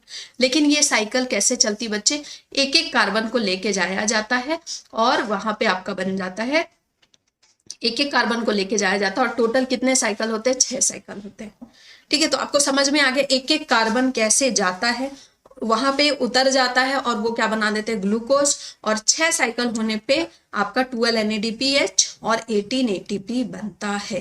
कौन कौन से इसके स्टेप है, carbon fixation, reduction and regeneration. Simple सी कहानी है, कार्बन CO2 अंदर आया स्ट्रोमा में, RUBP उसका वेट कर रहा था, रुबिस्को की मदद से दोनों मिल गए, आगे गए, एक्सीडेंट हो गया, वो क्या बन गया, PGA, ठीक है, क्या बन गया, PGA, ओके, PGA बन गया। उसके बाद आगे गए, ATP लिया, NADPH लिया, फिर वो रिड्यूस हो गए एंड देन फिर वो क्या बना, ग्लिसरॉल्डिहाइड 3-फॉस्फेट। फिर ग्लिसरॉल्डिहाइड 3-फॉस्फेट बना तो एक कार्बन को वहीं पे छोड़ दिया गया और फिर वो क्या कर गया, रीजेनरेट कर गया RUBP में। वे C4 पाथवे क्या है, C4 पाथवे भाई इसमें पहला जो प्रोडक्ट बनता है वो क्या बनता है, आपका 4 कार्बन कंपाउंड बनता है जिसको ऑक्जेलो एसिड बोलते हैं। जिस प्लांट में ये होता है उनको C4 प्लांट बोलते हैं। C4 प्लांट का आपको आएगा कि कौन सा C4 प्लांट है, कौन सा C4 प्लांट नहीं है। Which one of the following is C4 plant, which one of the following is not the C4 plant. और बहुत सारे आपको एग्जाम्पल दिए हुए होंगे प्लांट्स के, उसमें बोलेगा कि इसमें कितने C4 प्लांट है, 3 है, 4 है, ठीक है। तो इसके जो अभी तक जितने क्वेश्चंस आए हैं उसके हिसाब से जो इसकी ट्रिक है, मेज, एमेरैंथस, सरगम और सुगर केन, इसके अलावा नहीं आया। मेज, एमेरैंथस, सुगर केन और आपका सरगम, यही 4 जो है इसके अभी तक एग्जाम में पूछे गए हैं। तो आप इसको NCERT में यहीं के यहीं लिख लीजिएगा। तो C4 पाथवे में ऑक्जेलो एसिटिक एसिड क्यों बनता है, ऐसा क्या है, इसलिए क्योंकि ये ज्यादातर ये जो प्लांट होते हैं ना C4 प्लांट, ये कहाँ पाए जाते हैं, ट्रॉपिकल रीजन में। ट्रॉपिकल रीजन में, ट्रॉपिकल रीजन का मतलब है कि जहां पे थोड़ा सा टेम्परेचर हाई होता है, ओके, और ये एडेप्ट कर चुके हैं। अगर CO2 कम भी रहेगा ना तो ये एडेप्ट कर चुके हैं, ये फोटो रेस्पिरेशन नहीं करते। C3 प्लांट क्या करते हैं, C3 प्लांट में केल्विन साइकिल में क्या होता है कि अगर CO2 नहीं आया, CO2 का कॉन्सेंट्रेशन एटमॉस्फेयर में कम है, तो RUBP रुबिस्को की मदद से क्या करता है, ऑक्सीजन के साथ कंबाइन कर जाता है, और ऑक्सीजन के साथ जब वो कंबाइन करता है तो वहां ग्लूकोज नहीं बनता है, वहां टॉक्सिन्स बनते हैं, वहां आपका अमीनो एसिड बनने लगता है, ग्लाइसिन वगैरह बनने लगता है। तो उसकी वजह से प्लांट की फिर डेथ हो जाती है, क्योंकि भाई ग्लूकोज नहीं बनेगा तो फिर प्लांट की डेथ होनी निश्चित है। लेकिन C4 प्लांट ने कुछ ऐसा एडेप्टेशन कर लिया है कि ये केल्विन साइकिल को छुपा के रखते हैं अंदर, ये मिलने नहीं देते हैं RUBP और रुबिस्को को ऑक्सीजन से। जब RUBP और रुबिस्को ऑक्सीजन से मिलेंगे नहीं तो ऑक्सीजन से कांटेक्ट कैसे होगा, ठीक है। ये ऐसा एक स्ट्रेटजी बनाते हैं कि सिर्फ CO2 ही अंदर आए, ऑक्सीजन अंदर ना आ पाए और फोटो रेस्पिरेशन नहीं हो पाए, ठीक है। तो फोटो रेस्पिरेशन बच्चे यहाँ पे नहीं हो पाती है, ये इसका एडेप्टेशन कर चुके हैं। ये बिल्कुल उस तरह से है जैसे हम नहीं चाहते हैं कि हमारे घर में कोई बच्चा है तो वो बदमाश बच्चे के साथ खेले, तो मम्मी क्या करती है, बच्चे को अंदर छुपा देती है और बोलती है कि नहीं वो घर में है नहीं, ठीक है। तो एक रूम बना दिया जिसके अंदर बच्चे को रखा हुआ और बाहर से बोल दिया कि नहीं वो नहीं है, ठीक है। तो जो RUBP है और जो रुबिस्को है उसको अंदर छुपा के रखा जाता है बंडल शीथ सेल के अंदर, और मीसोफिल सेल में सिर्फ किसको लाया जाता है, जो अच्छा दोस्त है, ठीक है, CO2 को लाया जाता है। तो यहाँ पे क्या होता है, the particularly large cell around the vascular bundle of the C4 plant are called bundle sheath cell. यहाँ पे बंडल शीथ सेल होते हैं वेस्कुलर बंडल के अराउंड, ठीक है। मीसोफिल सेल तो होगा ही, यहाँ पे भी C4 पाथवे में भी C3 पाथवे भी होगा, C4 पाथवे भी होगा, दोनों होगा। याद रखना है C4 पाथवे में C3 प्लस C4 दोनों होता है, मतलब कि केल्विन साइकिल भी होगा। केल्विन साइकिल ऑल्सो अकर, ऐसा नहीं है कि केल्विन साइकिल यहाँ नहीं होगा, बिना केल्विन साइकिल के ग्लूकोज बनेगा ही नहीं। केल्विन साइकिल ऑल्सो अकर, केल्विन साइकिल भी होगा यहाँ, ठीक है। तो बंडल शीथ सेल है हमारा, bundle sheath cell and the leaves which have such anatomy, जिस लीव्स में इस तरह का एनाटॉमी होता है उसको क्या बोलते हैं, क्रैंज एनाटॉमी बोलते हैं। और क्रैंज का मतलब होता है रेथ, ठीक है, रेथ मतलब अरेंजमेंट ऑफ द सेल। ये किस तरह से होता है, जैसे फॉरेनर्स क्रिसमस में सजाते हैं ना इस तरह का ग्रीन ग्रीन कलर का रिंग जैसा, लीव्स का बना के, फ्लावर्स का बना के, या फिर किसी की डेथ वगैरह होती है उसमें चढ़ाया जाता है ना। तो इस तरह का ये क्रैंज एनाटॉमी बनता है इनमें, ठीक है। किसमें बनता है, जो लीव्स होते हैं ना, लीव्स में अगर इस तरह का बंडल शीथ सेल का ऐसा अरेंजमेंट होता है उसको क्या बोलते हैं, क्रैंज एनाटॉमी बोलते हैं। द बंडल शीथ सेल में form several layers around the vascular bundles.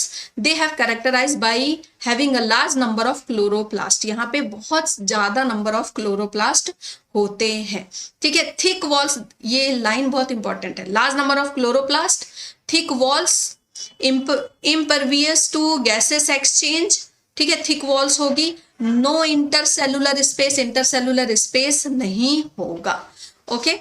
तो जब हम इसको कट करते हैं तो हमें क्रैंज एनाटॉमी देखने को मिलती है और मीसोफिल सेल देखने को मिलते हैं। तो चलो देख लेते हैं ये कैसा होता है। ये इस तरह से होता है, ऊपर में क्या है, मीसोफिल सेल है, ठीक है, ऊपर क्या होगा, मीसोफिल सेल, मीसोफिल सेल, और इस मीसोफिल सेल में होगा C4 साइकिल, C4 साइकिल, और नीचे में इस तरह से होगी आपकी क्रैंज एनाटॉमी देखने को मिलेगी। इस तरह से ये क्रैंज एनाटॉमी देखने को मिलेगी। ये फ्लावर लाइक स्ट्रक्चर ये बन जाता है और इसी को हम क्या बोलते हैं, क्रैंज एनाटॉमी। और यहीं पे क्या होगा, यहीं पे क्या होगा, आपका C3 साइकिल देखने को मिलेगा बंडल शीथ सेल में। इस तरह से कुछ स्ट्रक्चर बनता है और यहीं पे क्या होगा, आपका C3 साइकिल होगा। C3 साइकिल यहाँ होगा, मीसोफिल सेल में C4 साइकिल होगा, ठीक है। ये हमारा C4 पाथवे है। C4 पाथवे में क्या है, CO2 आया, अगेन CO2 आ गया स्ट्रोमा के अंदर। यहाँ इसको लेने वाला कौन है, PEP, फॉस्फोइनोल पाइरुवेट। ये फॉस्फोइनोल पाइरुवेट किस में आया है, गाड़ी में आया है अपने दोस्त को लेने। वो किस में आया था, बाइक में लेने आया था, ये बड़ी गाड़ी में लेने के लिए आया है। ये बड़ी गाड़ी में इसको लेने के लिए आ गया CO2 को, ठीक है। कौन, PEP, फॉस्फोइनोल पाइरुवेट, नाम याद रखना है, फॉस्फोइनोल पाइरुवेट। और यहाँ पे भी एंजाइम लगेगा, कौन, phosphoenol pyruvate carboxylase, PEP carboxylase. कैसे याद रखोगे, बड़ी बड़ी गाड़ी की आवाज क्या, पी पीप, है ना, ऐसे। ये लेने के लिए आ गया, इसने गाड़ी में इसको बैठा लिया, बोला चल चुपके से, क्योंकि भाई यहाँ पे तो क्या है, CO2 का कॉन्सेंट्रेशन कम है, तो ऑक्सीजन बोलेगा कि मुझे अंदर जाना है, तो CO2 को जल्दी से गाड़ी में बिठा लिया गया। और जैसे ही वो गाड़ी में बैठा तो वो क्या बन गया बच्चे, जैसे कार्बन का फिक्सेशन वो क्या बन गया, ऑक्जेलो एसीटेट। क्यों ऑक्जेलो एसीटेट बन गया, क्योंकि कार्बन, यहाँ PEP के पास कितने कार्बन थे, 3 कार्बन थे, और एक कार्बन इसका जुड़ गया, एक कार्बन इसका जुड़ गया, तो 4 कार्बन कंपाउंड बन गया, 4 कार्बन कंपाउंड बन गया। तो ऑक्जेलो एसीटेट क्या है, 4 कार्बन कंपाउंड है, 4 कार्बन कंपाउंड है। इसलिए इस पाथवे को हम क्या बोलते हैं, C4 पाथवे बोलते हैं। इसीलिए इस पाथवे को हम क्या बोलते हैं, C4 पाथवे, क्योंकि जो पहला प्रोडक्ट बनता है वो क्या है, 4 कार्बन कंपाउंड है, 4 कार्बन कंपाउंड बन गया। लेकिन, और ये देखो ये कहाँ पे हो रहा है, मीसोफिल सेल में। लेकिन अब ये बोल रहे हैं भाई अगर ऐसे गए तो पहचाने जाएंगे, ठीक है। CO2 को चुपके से लेके आया जा रहा है, CO2 को चुपके से लेके आया जा रहा है, तो यहाँ ये किस में कन्वर्ट हो जाएगा, मैलेट में। किस में कन्वर्ट होता है, मैलेट में, ठीक है। और मैलेट में कन्वर्ट हो रहा है, कैसे याद रखोगे, देखो मीसोफिल सेल है, मतलब मीसो शॉपिंग में गए, ऑक्जेलो, ये गाड़ी में बैठ गया, ऑक्जेलो एसीटेट में बदल गया। अब बोल रहे भाई तू ऐसे जाएगा अंदर अपने दोस्त से मिलने के लिए, तो अब ना मीशो से तेरे शॉपिंग करा देते, तो इसके मीशो से शॉपिंग करा दी, अब ये तो माला माल हो गया भाई, मेरी शॉपिंग वॉपिंग हो गई, तो माला माल हो गया, तो मैलेट, ठीक है, याद रहेगा। तो ये 4 कार्बन कंपाउंड अभी भी है, लेकिन ये क्या बन गया है, मैलेट बन गया, ठीक है, इसका स्ट्रक्चर थोड़ा चेंज हो गया। अब 4 कार्बन कंपाउंड है, ये अंदर आया, किसके अंदर, बंडल शीथ सेल के अंदर ये आया। इसको देखते ही एक कार्बन को यहीं छोड़ दिया गया, 4 कार्बन कंपाउंड था, एक कार्बन को यहीं उतार दिया गया, और इस कार्बन को देखते ही RU BP और रुबिस्को खुश हो गए, मेरे दोस्त, मेरे यार तू आ गया, अब हम करेंगे केल्विन साइकिल और बनाएंगे क्या, शुगर, ओके। अब जो जब एक कार्बन यहाँ उतर गया तो यहाँ कितने कार्बन बचे, 3 कार्बन, और ये 3 कार्बन कंपाउंड को हम क्या बोल रहे हैं, पाइरुवेट। क्या बोल रहे हैं, पाइरुवेट। अब पाइरुवेट ऊपर जाना चाहता है, फिर से और कार्बन को लेकर के आएगा ना, अभी तो एक ही साइकिल हुई है, और कार्बन को लेना जाना चाहता है, लेकिन अब इसके अंदर एनर्जी नहीं बची है, तो ये 2 एटीपी लेगा, 2 एटीपी लेगा, और तब जाके पाइरुवेट किस में कन्वर्ट होगा, फॉस्फोइनॉल पाइरुवेट एसिड में। ठीक है, तो ये 2 एटीपी लेगा और किस में कन्वर्ट हो गया, पीईपी में कन्वर्ट हो गया। ठीक है, फिर से वही साइकिल चलेगी। तो हम यहाँ देख लेते हैं कितना एटीपी कितना एनएडीपीएच बन रहा है। तो भाई वन साइकिल में कितना एनएडीपीएच और कितना एटीपी बन रहा है। तो देखो वन साइकिल में एनएडीपीएच कहाँ बन रहा है, सिर्फ केल्विन साइकिल में बन रहा है। कितना, केल्विन साइकिल में 2 एनएडीपीएच बनता है, एनएडीपीएच, तो भाई 2 ही एनएडीपीएच, क्योंकि ऊपर तो कहीं बना नहीं। और एटीपी कितना बन रहा है, यहाँ पे 3 एटीपी बन रहा है और यहाँ पे 2 एटीपी, तो कितने हो गए, 5 एटीपी। ठीक है, मतलब यूज हो रहा है, यहाँ पे 3 एटीपी का यूज करते हैं हम, केल्विन साइकिल में अभी पढ़ा, और यहाँ पे 2 एटीपी का यूज कर रहे हैं। ठीक है, तो 6 साइकिल में कितना,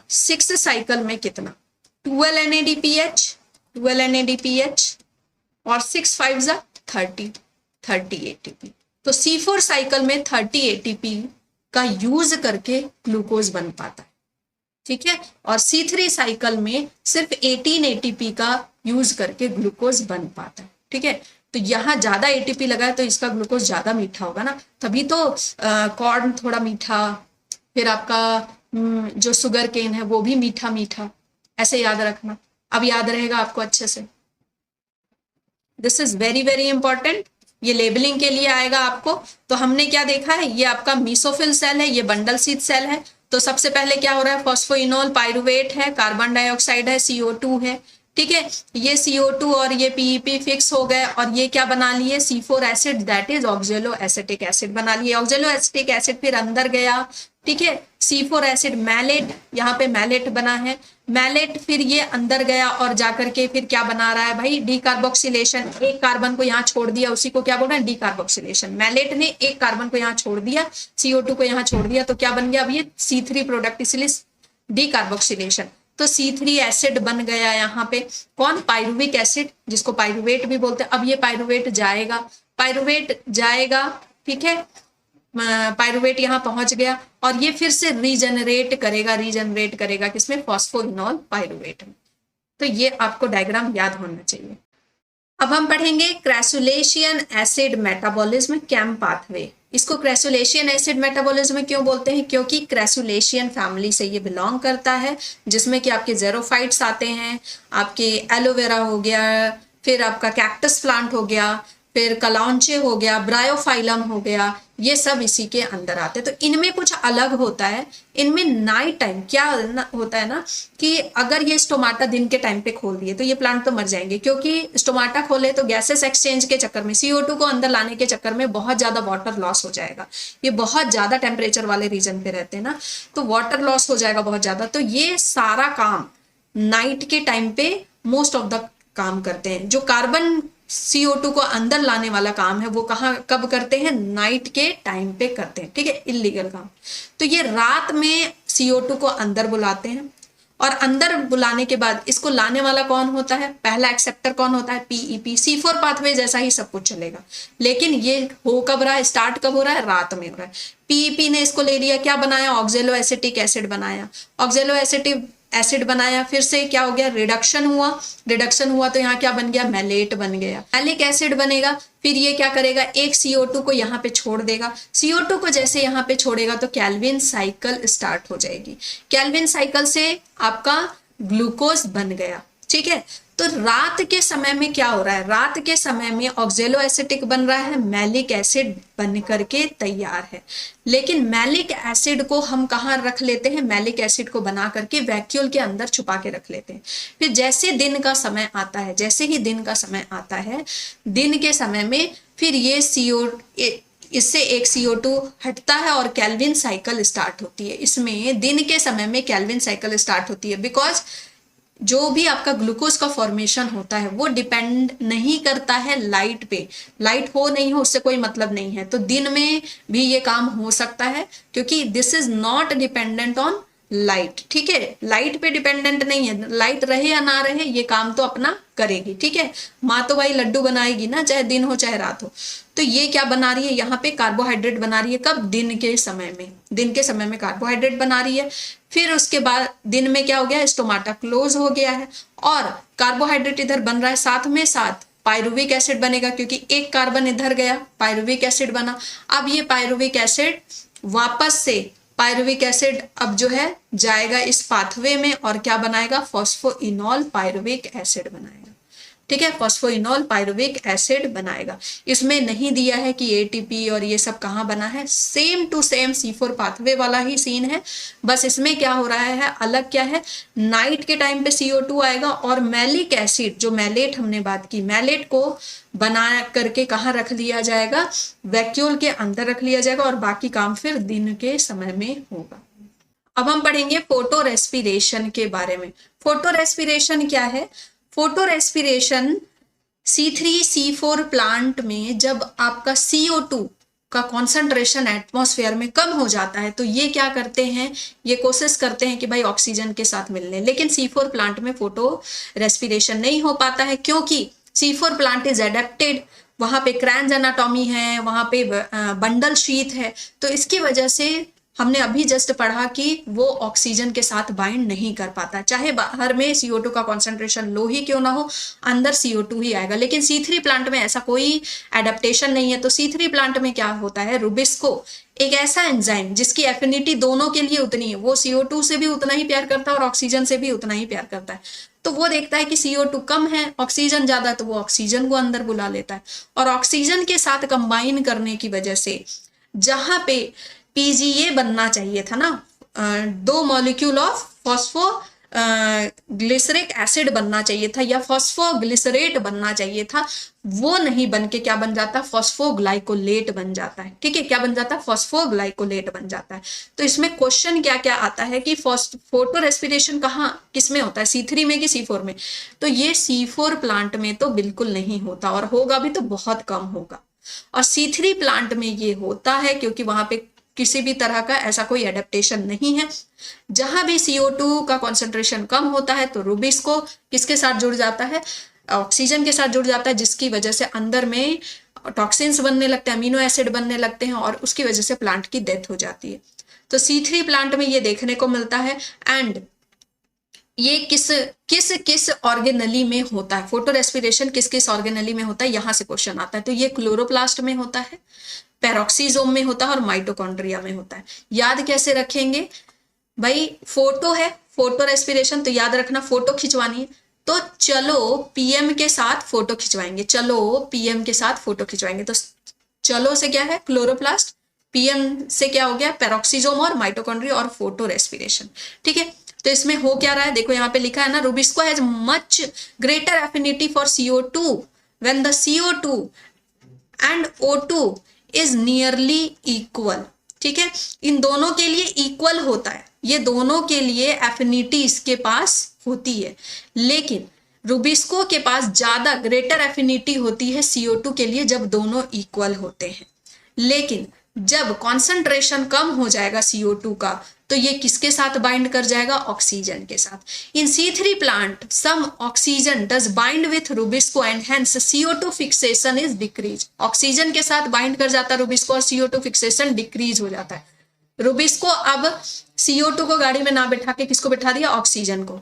अब आगे क्या होगा, 2 मॉलिक्यूल ऑफ PGA बनना चाहिए था लेकिन वो नहीं बन के क्या बन रहा है, फॉस्फोग्लाइकोलेट बन रहा है, जो कि 3 कार्बन कंपाउंड नहीं है, 2 कार्बन कंपाउंड है। क्या बनता है हमारा सबसे पहला प्रोडक्ट, 3 कार्बन कंपाउंड बनता है।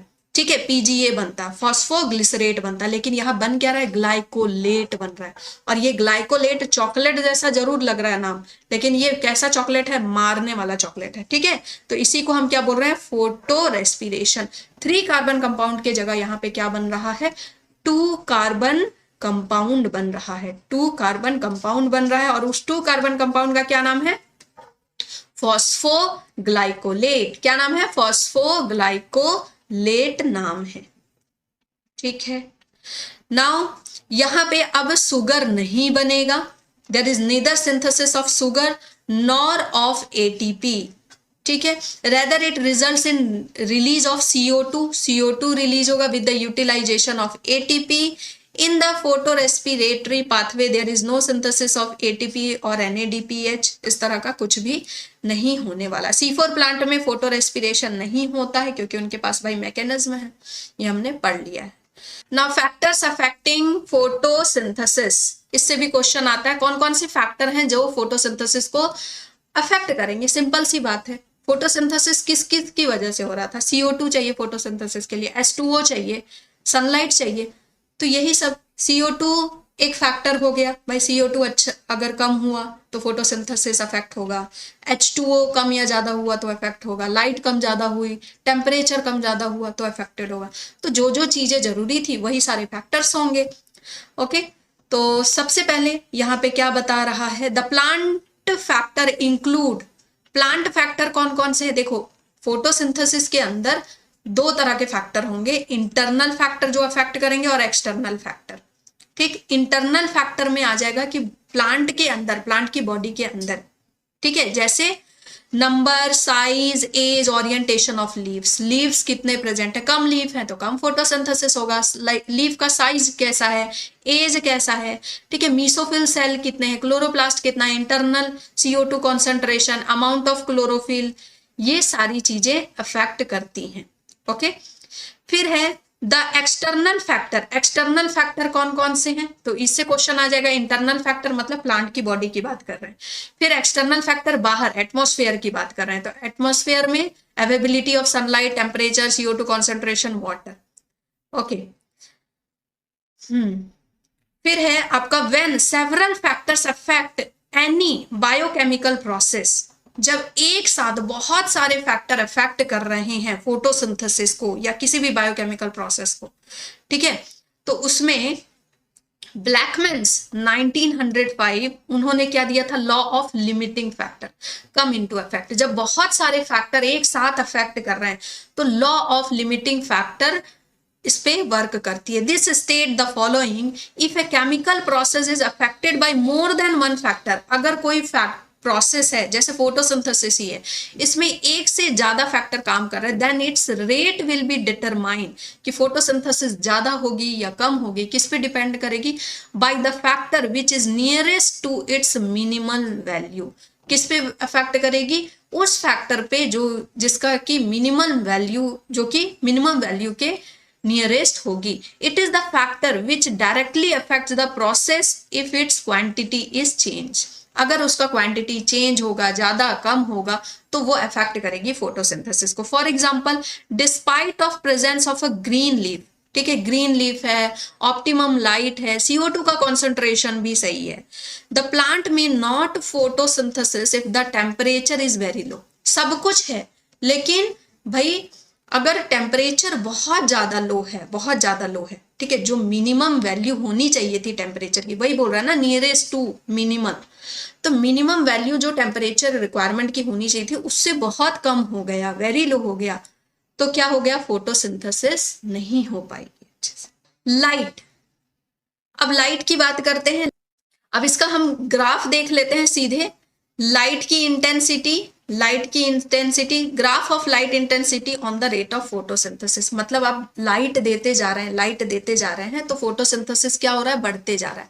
लेकिन एक टाइम बाद, एक ऑप्टिमल लाइट के बाद ये क्या हो जाएगी? चाहे आप कितनी ही लाइट देते जाएं, ये कैसी हो जाएगी? ये बिल्कुल स्टेबल हो जाएगी, चाहे आप कितनी ही लाइट इसमें देते जाएं। Okay, what is interesting to note that light saturation occur at 10% of the fall sunlight. अब दिन भर धूप में बहुत ज्यादा तेज लाइट पड़ रही है, तो क्या मतलब फोटोसिंथेसिस बढ़ता जाएगा? बढ़ता जाएगा नहीं, एक समय बाद लाइट मिलती जा रही है, लेकिन एक समय बाद फोटोसिंथेसिस का रेट क्या हो जाएगा? स्टेबल हो जाएगा। कार्बन डाइऑक्साइड कॉन्सेंट्रेशन, इससे बहुत क्वेश्चन आते हैं। Carbon dioxide is the major limiting factor for photosynthesis. The concentration of CO2 is very low in atmosphere, 0.03 to 0.04% होता है, ठीक है, increase in concentration up to 0.05 can cause an increase in CO2 fixation rate. Carbon का CO2 का, carbon dioxide का जो atmosphere में concentration वो कितना होता है, कम होता है, 0.03 0.04 होता है, 0.05 तक पहुंच जाता है तो कार्बन फिक्सेशन रेट क्या हो जाती है, बढ़ जाती है। ये लाइन आप साइड में लिखेंगे, 0.05 पे 0.05% पे CO2 फिक्सेशन क्या हो जाता है, बढ़ जाता है। ठीक है, CO2 फिक्सेशन बढ़ जाता है। बियॉन्ड दिस लेवल, अब CO 0.05 से भी ज्यादा CO2 का लेवल अगर बढ़ जाएगा, can become damaging over long period. ठीक है, उससे ज्यादा अगर बढ़ता जाएगा, लगातार उतना ज्यादा CO2 दे रहे हैं तो वो भी क्या करेगा, नुकसान करेगा। The C3 and C4 plant respond differently to CO2 concentration, ये हमने देखा है। At low light condition neither group respond to high CO2 concentration. इसमें क्या बोल रहा है, जब लाइट कंडीशन कम होगी तो दोनों में से कोई भी रेस्पॉन्ड नहीं करेगा हाई CO2 पे। कितना भी हाई CO2 है ये लोग रेस्पॉन्ड नहीं करेंगे। ठीक है, एट हाई लाइट इंटेंसिटी, अगर हाई लाइट इंटेंसिटी है और CO2 का कंडीशन भी वेरी कर रहा है, then both C3 C4 plant show increase in rate of photosynthesis. Light अच्छा दे रहे हैं आप, CO2 अच्छा दे रहे हैं, तो क्या होगा, फोटोसिंथेसिस अच्छा होगा। What is important to note that C4 plant show saturation. C4 plant, ये क्वेश्चन आता है, C4 प्लांट कहाँ पे सैचुरेशन हो रही है, C4 plant saturation about 360 microlitre, while C3 respond to increase CO2 concentration and saturation is seen at 450। यहाँ 360 पे ही हो जा रहा है C4 प्लांट और ये 450 पे सैचुरेशन हो रहा है। फिर टेम्परेचर में वही है कि जब बहुत ज्यादा गर्मी है तो भी फोटोसिंथेसिस नहीं होगा, बहुत ज्यादा ठंडी है तो भी फोटोसिंथेसिस नहीं होगा। गर्मी में उनके बहुत ज्यादा टेम्परेचर बढ़ा देंगे तो क्लोरोफिल सभी मर जाएंगे, सारे पिगमेंट जल जाएंगे, तो भी नहीं होगा। और ठंड के मौसम में भी बहुत ज्यादा ठंडी है, बहुत ज्यादा टेम्परेचर कम हो गया तो भी यहाँ पे फोटोसिंथेसिस नहीं होगा। वाटर अगेन ये भी एक तरह का क्या है, रॉ मटेरियल है, ज्यादा नहीं होना चाहिए और कम नहीं होना चाहिए। ठीक है, वाटर स्ट्रेस अगर ज्यादा हो जाता है कॉज स्टोमाटा टू क्लोज, मतलब वाटर कम दिया है तो स्टोमाटा क्लोज हो जाएंगे, तो इसकी वजह से CO2 भी कम हो जाएगा और इसकी वजह से क्या होगा, photosynthesis affected होगा। So this is end of the chapter. Each and every line is covered. Thanks for watching this session and मिलते हैं नेक्स्ट सेशन में कोई अलग, कोई दूसरे चैप्टर के साथ।